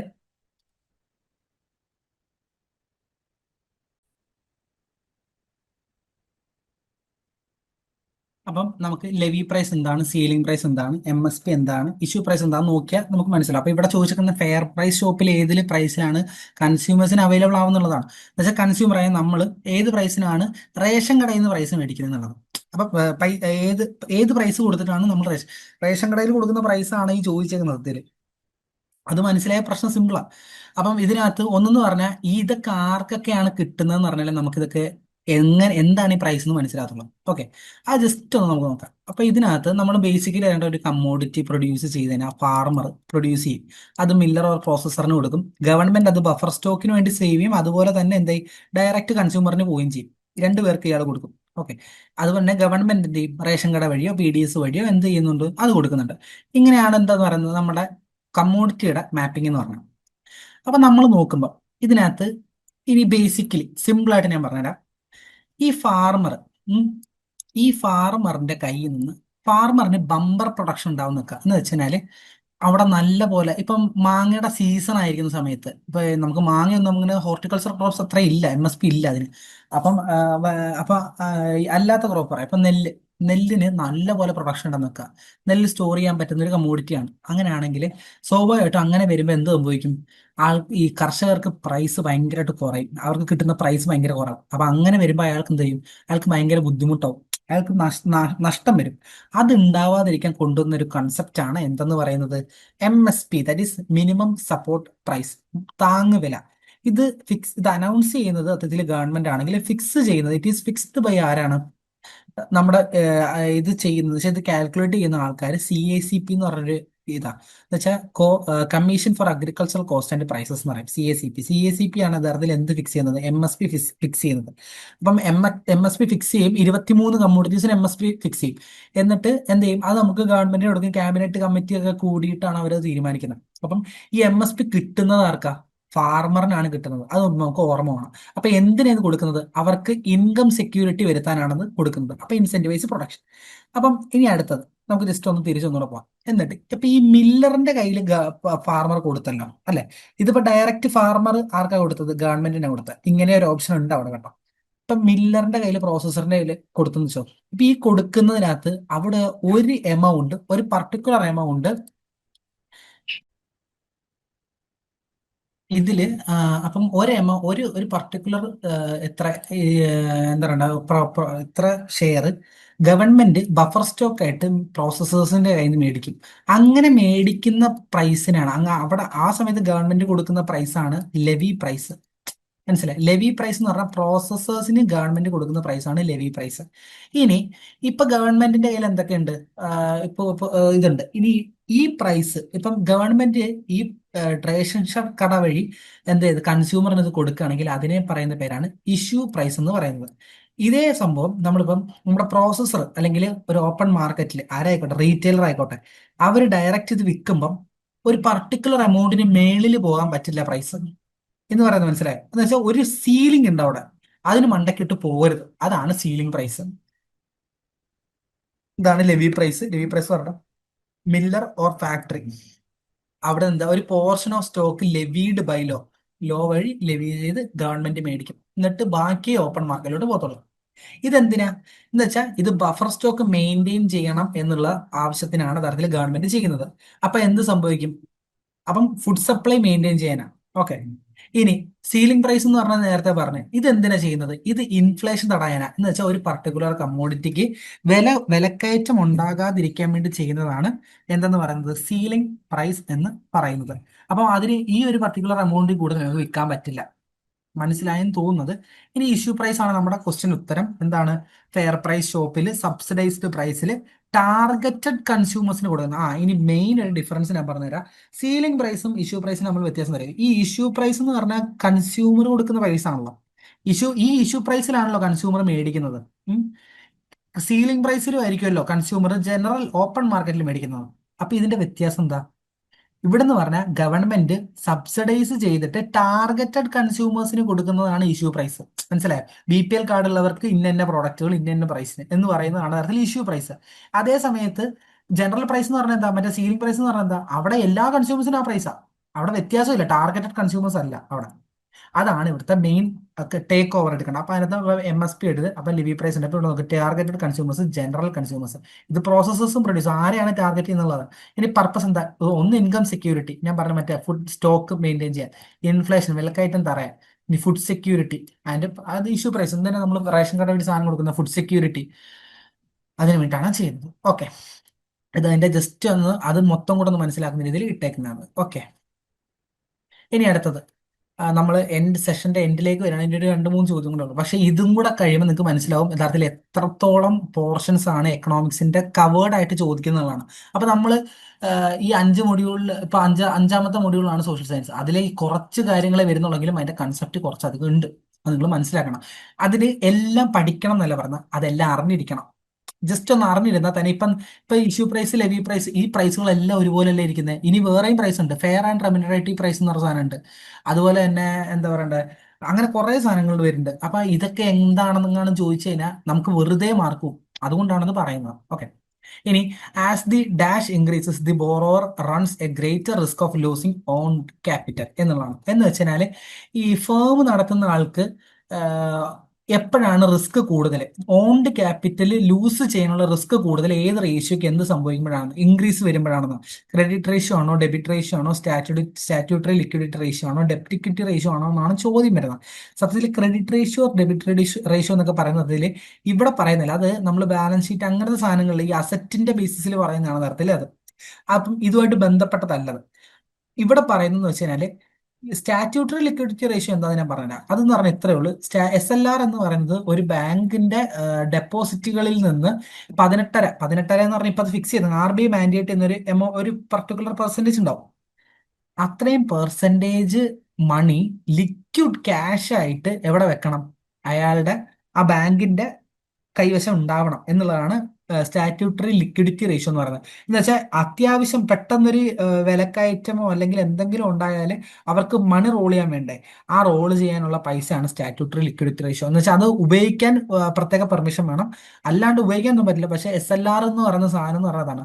ഇപ്പൊ 18 അതിന്റെ പെർസെന്റേജ്. പക്ഷെ അതെന്ന് പറഞ്ഞാൽ ഇത്രേ ഉള്ളൂ. അത് ഈ റിസ്ക് ഓഫ് ലോസിങ് ഓൺഡ് ക്യാപിറ്റലോട്ടൊന്നും ബന്ധമില്ല. ഇവിടെ സത്യത്തിൽ ഉത്തരമായിട്ട് വരുന്ന ഡെപ്റ്റ് ഇക്വിറ്റി റേഷ്യോ ആണ്. ഡെപ്റ്റ് ഇക്വിറ്റി റേഷ്യോ എന്ന് പറഞ്ഞാൽ ഡെപ്റ്റ് എന്ന് പറഞ്ഞാൽ കടം, ഇക്വിറ്റി എന്ന് പറഞ്ഞാൽ എന്താ? ഓൺഡ് അസറ്റുകളാണ്. എന്റെ കയ്യിലുള്ള ഓൺഡ് അസറ്റുകളാണ് ഇക്വിറ്റി എന്ന് പറയുന്നത്. അപ്പൊ ഡെപ്റ്റ് equity total ഡെപ്റ്റ് by share holders equity ആണ്. ഇവിടെ ഇത് എന്താ കാണിക്കുന്നത്? ഞാനിപ്പം ഒരു കോടിയുടെ ഒരു പ്രോജക്റ്റ് ചെയ്യണം. 50 ലക്ഷം എൻ്റെ കയ്യിലുണ്ട്, 50 ലക്ഷം കടമെടുത്താണെങ്കിൽ 50 ലക്ഷം ഓടുന്നത് കടത്തില്ല. അപ്പം ഈ 50 ലക്ഷം അടയ്ക്കാനുള്ള കഴിവ് എനിക്ക് ഉണ്ടാവണ്ടേ? അപ്പൊ എന്റെ ഡെപ്റ്റ് കൂടുതലാണെങ്കിൽ എന്താ അവിടെ സംഭവിക്കുന്നത്? അയാൾക്ക് റിസ്ക് കൂടുതലാണ്, അയാൾക്ക് അടയ്ക്കേണ്ട ഇത് കൂടുതലാണ്. അപ്പൊ ഡെപ്റ്റ് കൂടിയവിടെ, അതാണ് അവിടുത്തെ ഡെപ്റ്റ് ഇക്വിറ്റി റേഷ്യോ എന്ന് പറയുന്നത്.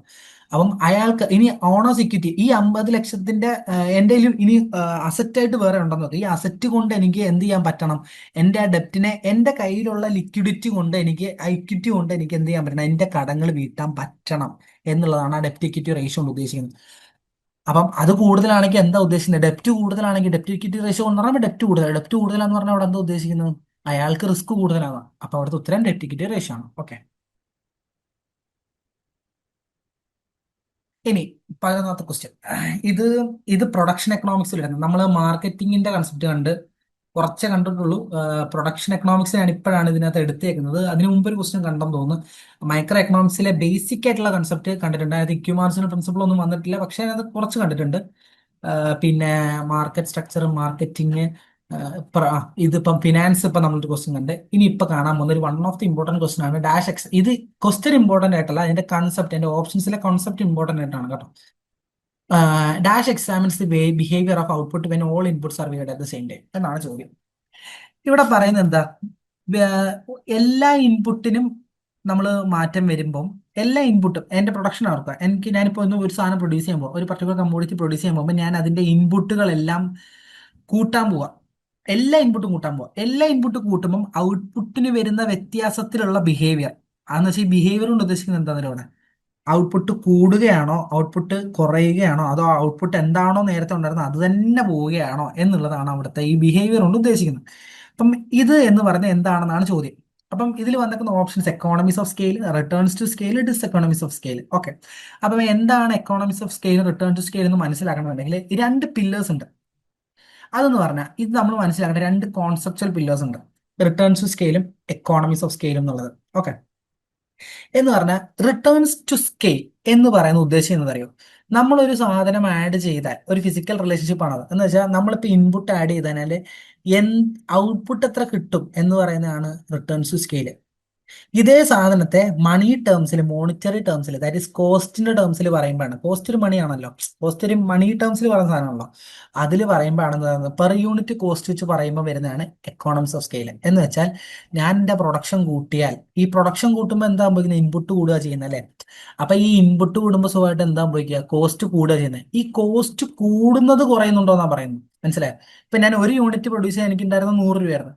ആ ഇപ്പൊ സാധാരണ വരുമ്പോൾ എല്ലായ്പ്പോഴും ആ ഒരു യൂണിറ്റ് കൂടുമ്പോൾ 100 രൂപ വരേണ്ടത്. പക്ഷെ അങ്ങനെയല്ല, നമ്മളുടെ എഫിഷ്യൻസി സംഭവിക്കും.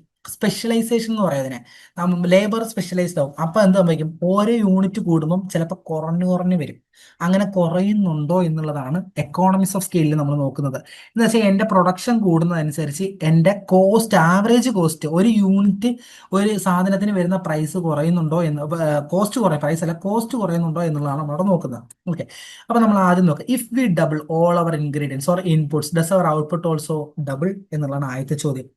അതാണ് റിട്ടേൺസ് ടു സ്കെയിൽ. എന്ന് വെച്ചാൽ ഞാൻ എൻ്റെ ഇൻപുട്ട് കൂട്ടി, ഇൻപുട്ട് കൂട്ടിയ ഇൻപുട്ട് കുറഞ്ഞോ കൂടിയോ അതോ കോൺസ്റ്റന്റ് ആയിട്ട് നിൽക്കുകയാണോ എന്നുള്ളതാണ് റിട്ടേൺസ് ടു സ്കെയിൽ. അതിനെയാണ് increasing returns to scale, decreasing returns to scale and constant returns to scale എന്ന് പറയുന്നത്. If all the variables are increased and ആ ചേഞ്ച് ഇൻ പ്രപ്പോർഷനേറ്റ് ആയിട്ട് ആണോ ചേഞ്ച് എന്ന് വെച്ചാൽ അത് കൂടുന്നുണ്ടോ അതോ അതുപോലെ നിൽക്കുകയാണോ അതോ കുറയുന്നുണ്ടോ എന്നുള്ളതാണ് അവിടെ എന്തെന്ന് പറയുന്നത്, റിട്ടേൺസ് സ്കെയിൽ പറയുന്നത്. റിട്ടേൺസ് സ്കെയിൽ മോണിറ്ററി ടേംസിലല്ല പറയുന്നത്, യൂണിറ്റ് ഓഫ് ഔട്ട്പുട്ട് വെച്ചിട്ടാണ് പറയുന്നത്. ഇതേ സംഭവം ഇതേ സംഭവം as we produce more does it get cheaper to make each unit എന്നുള്ള കൺസെപ്റ്റ് ആണ് എന്തെന്ന് പറയുന്നത്, ഈ എക്കോണമിക്സ് ഓഫ് സ്കെയിൽ പറയുന്നത്. അപ്പൊ നമ്മൾ ചിന്തിക്കേണ്ട കാര്യം എന്നറിയോ, ഈ നമുക്കൊരാൾക്ക്, ഞാനിപ്പോ ഫേം നടത്തുന്ന ഒരാൾക്ക് പ്രോഫിറ്റ് ഉണ്ടാക്കാൻ രണ്ട് വഴിയുള്ളത്. ഏതൊക്കെ ഈ രണ്ട് വഴി? ഒന്നെന്ന് പറഞ്ഞാൽ ഒന്നെങ്കിൽ കോസ്റ്റ് കുറയ്ക്കണം, അല്ലെങ്കിൽ പ്രൈസ് കൂട്ടണം. ഇപ്പം എന്റെ കമ്മോഡിറ്റിക്ക് എനിക്ക് പ്രൈസിന് ഒരു വ്യത്യാസം വരുത്താൻ പറ്റില്ല എന്നൊരു സിറ്റുവേഷൻ ആണെന്ന് വെക്കുക. ഇപ്പൊ ഒളിഗോപ്പൊളി മാർക്കറ്റിലേക്ക് പ്രൈസ് റിജിഡിറ്റി ഉണ്ട് എന്ന് വെച്ചാൽ എനിക്ക് പെട്ടെന്ന് അങ്ങനെ പ്രൈസ് ഒന്നും മാറ്റാൻ പറ്റില്ല. അങ്ങനത്തെ ഒരു സിറ്റുവേഷൻ ആണ് എന്നുണ്ടെങ്കിൽ, അങ്ങനത്തെ ഒരു സിറ്റുവേഷനിൽ എന്താ പറയണ്ടേ, ഞാൻ എങ്ങനെ പ്രൈസ് മാറ്റും? പ്രൈസ് മാറ്റാൻ പറ്റില്ല. അപ്പൊ എന്റെ എഫിഷ്യൻസി കൂട്ടണ്ടേ? മനസ്സിലായി? എനിക്ക് പ്രോഫിറ്റ് കൂടുതൽ കിട്ടിയാലേ പറ്റൂ. അപ്പൊ ഞാൻ എന്ത് ചെയ്യേണ്ടത്? ആവറേജ് കോസ്റ്റ് കുറയ്ക്കണം. ആവറേജ് കോസ്റ്റ് കുറയ്ക്കുന്നതിന് അതാണ് എന്റെ കഴിവിരിക്കുന്നത്. അപ്പൊ ഈ ആവറേജ് കോസ്റ്റ് കുറയ്ക്കാനാണ്, ആവറേജ് കോസ്റ്റ് കുറയുമ്പോഴാണ് ആ കണ്ടീഷനാണ് എക്കോണമിക്സ് ഓഫ് സ്കെയിൽ എന്ന് പറയുന്നത്. മനസ്സിലായി? അത് എപ്പോഴാണ് നടക്കുന്നത്? നല്ല രീതിയിൽ റിട്ടേൺ ടു സ്കെയിൽ ഉണ്ടാകും. ഇൻക്രീസിങ് റിട്ടേൺ ടു സ്കെയിൽ ഉണ്ടാകുമ്പോൾ സംഭവിക്കുന്നതാണ് എക്കോണമിക്സ് ഓഫ് സ്കെയിൽ എന്ന് പറയുന്നത്. മനസ്സിലായി? ആ കൺസെപ്റ്റ് മനസ്സിലായോ?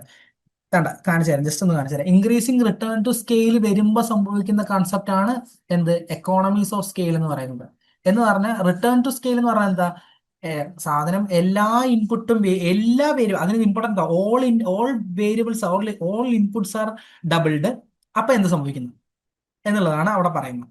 ഇൻക്രീസിംഗ് ആണോ ഡിക്രീസിംഗ് ആണോ കോൺസ്റ്റന്റ് ആണോ എന്നുള്ളത്. ഇനി ഇൻക്രീസിംഗ് ആകുമ്പോഴാണ് എന്ത് സംഭവിക്കുന്നത്, എക്കോണമിക്സ് ഓഫ് സ്കെയിൽ സംഭവിക്കുന്നത്. ഇനി നമ്മൾ ഇങ്ങനെ കൂട്ടി കൂട്ടി കൂട്ടി കൂട്ടി ഇങ്ങനെ വരുന്ന സമയത്ത് ഒരു പർട്ടിക്കുലർ പോയിന്റ് എത്തുമ്പോൾ എന്തായി, ഇതായി.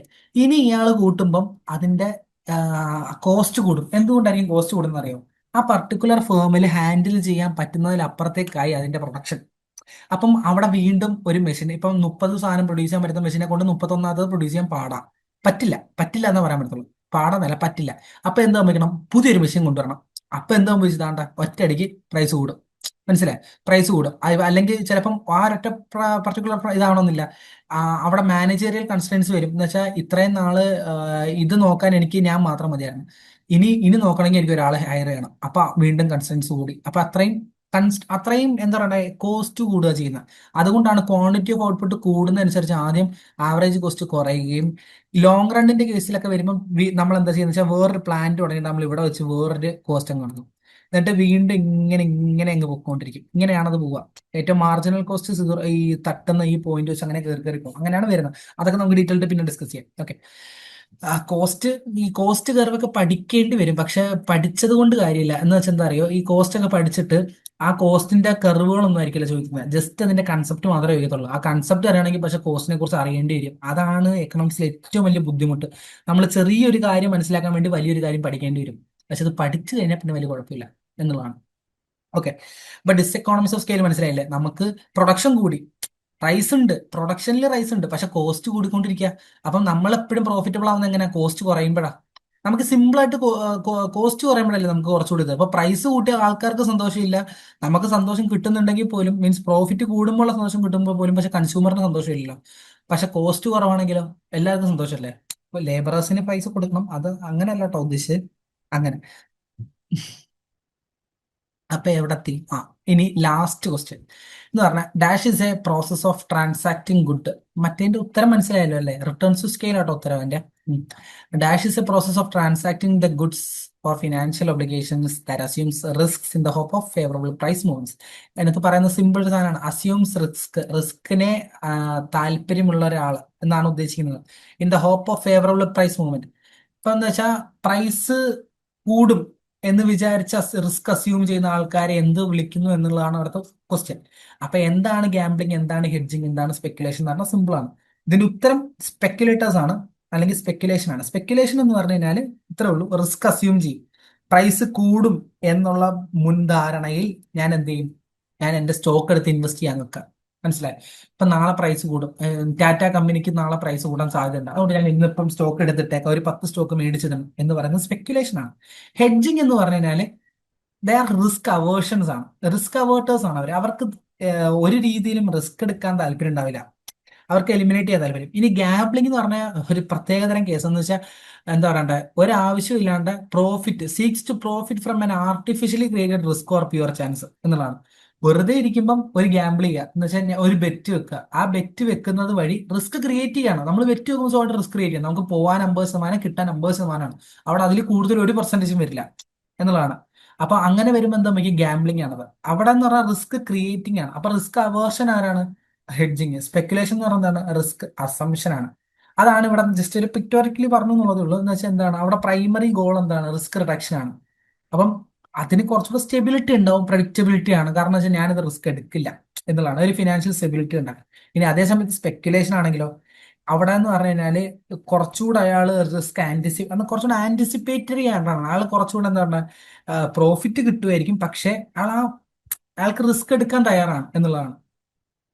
അപ്പം അതുകൊണ്ട് തന്നെ എന്താണ്, മാർക്കറ്റ് ലിക്വിഡിറ്റി ഒക്കെ കൂടും. അതാണ് അതിന്റെ എക്കണോമിക് സിഗ്നിഫിക്കൻസ് എന്ന് പറയുന്നത്. Provides essential market liquidity and helps move assets price towards their fair value എന്നുള്ളത്. അതൊക്കെ അതിൽ വരുന്ന അവസാനത്തെ ഇംപ്ലിക്കേഷൻ ആണ് അത് ചെയ്യുന്നത് വഴി. ഇനി ഗാംബ്ലിംഗ് ആണെങ്കിൽ എന്താ നമ്മൾ അവിടെ ഉദ്ദേശിക്കുന്നത്, പ്രൈസ് ഫ്രം എ എന്താ പറയുക, profit from A random output, അതിനകത്ത് പ്രത്യേകിച്ച് കാര്യം ഔട്ട്കം എന്നുള്ളതാണ്. ഇതാണ് ആ ബേസിക്കലി ഒരാൾ എടുത്തുകൊണ്ട് പോകുന്നത്. റിസ്ക് എടുക്കാൻ താല്പര്യമില്ല, മറ്റേത് റിസ്ക് എടുക്കാൻ താല്പര്യം ഉണ്ട് എന്നുള്ളതാണ്. എനിക്ക് റിസ്ക് വേണ്ട, എനിക്ക് റിസ്ക് വേണം, റിസ്ക് ഞാൻ ക്രിയേറ്റ് ചെയ്തോളാം എന്നൊരു കൺസെപ്റ്റ് ആണ് അവിടെ പറയുന്നത്. അതാണ് അവിടെ ബേസിക്കലി നമ്മൾ പറഞ്ഞ at a glance hedging, gambling, ഇത്രയും വരുന്നത്. ഐ ഹോപ്പ് ഇത് ഈ ഒരു സെഷനിൽ സത്യത്തിൽ ഇത്തിരി ലെങ്തി ആയിട്ടാണ് ഡിസ്കസ് ചെയ്തതെന്ന് എനിക്കറിയാം. കാരണം വേറൊന്നും കൊണ്ടല്ല, ഇത് സത്യത്തിൽ നമ്മൾ ഏകദേശം ഒരു 5 ടൈപ്പ് ഓഫ് എന്താ പറയണ്ടേ, കോൺസെപ്റ്റുകൾ വരുന്ന സാധനങ്ങൾ. ഇപ്പൊ പ്രൊഡക്ഷൻ എക്കണോമിക്സ് ഞാൻ പറഞ്ഞല്ലോ, മാർക്കറ്റിംഗ്, ഇപ്പൊ ഈ ഗാംബ്ലിംഗ് ഇതൊക്കെ എന്ന് പറഞ്ഞാൽ മാർക്കറ്റിങ്ങിനകത്ത് തന്നെ വരുന്ന സാധനങ്ങളാണ്. അപ്പം ഇതിനകത്ത് മാക്രോ എക്കണോമിക്സ് ഉണ്ട്. മാക്രോ എക്കണോമിക്സ് വലുതായിട്ട് വന്നിട്ടില്ല. അതിനകത്ത് വരാൻ പല സാധനങ്ങളുണ്ട്, കെയ്നീഷ്യൻ, അങ്ങനെ തിയറികൾ വരുന്നൊക്കെ പോട്ടെന്ന് നോക്കാം. പക്ഷെ ഇപ്പൊ പെട്ടെന്ന് കയറിയിട്ട് എന്താ പറയണ്ടേ, ലയബിലിറ്റി, പാർട്ണർഷിപ്പ്, അങ്ങനത്തെ കാര്യങ്ങളൊക്കെ ചോദിക്കാം, ഫിനാൻസ് കാര്യങ്ങൾ ചോദിച്ചാൽ അതൊന്നും നമുക്കൊന്നും ചെയ്യാൻ പറ്റില്ല. അപ്പൊ അത് കുറച്ചുകൂടെ ഡീറ്റെയിൽഡ് ആയിട്ട് മനസ്സിലാക്കണം. നിങ്ങൾ ഇതിനകത്ത് മനസ്സിലാക്കേണ്ടത്, ഈ പെട്ടെന്ന് ഇപ്പൊ ഹെഡ്ജിങ് കേട്ടാ, സ്പെക്കുലേഷൻ കേട്ടാ, ഗാംബ്ലിംഗ് കേട്ടാ അറിഞ്ഞു കഴിഞ്ഞാൽ പിന്നെ കുഴപ്പമില്ലല്ലോ. മനസ്സിലായി? അപ്പൊ എന്താണെന്ന് അറിയാമെങ്കിൽ സാധനം പഠിക്കണം. അപ്പം നമ്മൾ ബേസിക്കലി മനസ്സിലാക്കേണ്ടത് ക്വസ്റ്റ്യനെ എങ്ങനെ മനസ്സിലാക്കുക എന്നുള്ളതാണ്. ആ ക്വസ്റ്റ്യനിൽ തന്നെ ഉത്തരം ഉണ്ടോ എന്നുള്ളത് ആദ്യം നോക്കണം. നമുക്ക് എല്ലാത്തിനും കിട്ടുന്ന 1 മിനിറ്റ് ആയിരിക്കും മാക്സിമം. അപ്പൊ ഈ കിട്ടുന്ന സമയം കൊണ്ട് നമ്മൾ എല്ലാം തീർക്കുകയും വേണം. അത് നമ്മുടെ കഴിവാണ്. അപ്പൊ അത് ചെയ്യണം എന്നുണ്ടെങ്കിൽ നമുക്ക് മിനിമം നമ്മൾ അതിനകത്ത് 2 ഓപ്ഷനെങ്കിലും മനസ്സിലാകണം. ആ 2 ഓപ്ഷൻ മനസ്സിലാക്കലാണ് നമ്മൾ ആ പഠിക്കുന്നതെന്നാണ്. അല്ലാണ്ട് ഡീറ്റെയിൽഡ് ആയിട്ടിരുന്ന് കുത്തി കോൺസെപ്റ്റ് ഇരുന്ന് പഠിക്കണം എന്ന് ഞാൻ പറയില്ല. പഠിക്കുകയാണെങ്കിൽ നല്ലത്, കാരണം പഠിക്കുകയാണെങ്കിൽ കുറച്ചുകൂടെ പെട്ടെന്ന് ക്രാക്ക് ചെയ്യാൻ പറ്റും. കാരണം എക്കണോമിക്സ് എക്സാം, സത്യത്തിൽ എക്കണോമിക്സ് എക്സാമിനേഷൻ വലിയ പാടായിട്ടല്ല സോഴ്സ് കൺസൾട്ടേഷൻ ഓഫീസർ എക്സാംസിന് ചോദിക്കാറുള്ളത്. പക്ഷെ ബാക്കിയുള്ള സബ്ജക്റ്റുകൾ അത്യാവശ്യം നല്ലപോലെ ബാക്കിയുള്ളതിന് ടൈം കൊടുക്കണം, അതുപോലെ പഠിക്കാൻ വേണം. പക്ഷെ ബേസിക് ഞാൻ പറയാണ്, ഈ എക്കണോമിക്സ് നേരത്തെ പഠിക്കുകയാണെങ്കിൽ താമസിച്ച് പഠിച്ച് തീർക്കാൻ ഇത്തിരി പാടായിരിക്കും. എക്സ്റ്റൻഷൻ അങ്ങനെ കുഴപ്പമുണ്ടാവില്ല, നമുക്ക് പെട്ടെന്ന് പഠിക്കാം. തിയറി കുറച്ചുകൂടെ ഉണ്ടാവും. ഇപ്പൊ എക്കണോമിക്സിൽ തന്നെ തിയറി കുറച്ചുള്ള സാധനങ്ങളുണ്ട്, അത് പഠിക്കാൻ വലിയ പാടൊന്നുമില്ല. അത് നമുക്ക് പെട്ടെന്ന് കാണാതിരുന്ന് വായിച്ച് പഠിക്കാം. അപ്പം ബാങ്കിങ്ങിന്റെ ഇത് നബാർഡ് വന്ന വർഷം അങ്ങനെയൊക്കെ ചോദിക്കുകയാണെങ്കിൽ നമുക്ക് കുഴപ്പമില്ല, പ്രശ്നമില്ല, സിമ്പിൾ ക്വസ്റ്റ്യൻസാണ്. പക്ഷെ അല്ലാത്തൊരു ചോദ്യം വന്നു കഴിഞ്ഞാൽ കുറച്ച് സമയം എടുക്കും. അത് മനസ്സിലാക്കി കഴിഞ്ഞാൽ വളരെ സിമ്പിൾ ആണ്, പക്ഷെ മനസ്സിലായില്ലെങ്കിൽ നമ്മൾ കുറച്ച് പാടുപെടും. അതുകൊണ്ട് പറയണം. അപ്പം I hope everyone understood the class. So thank U.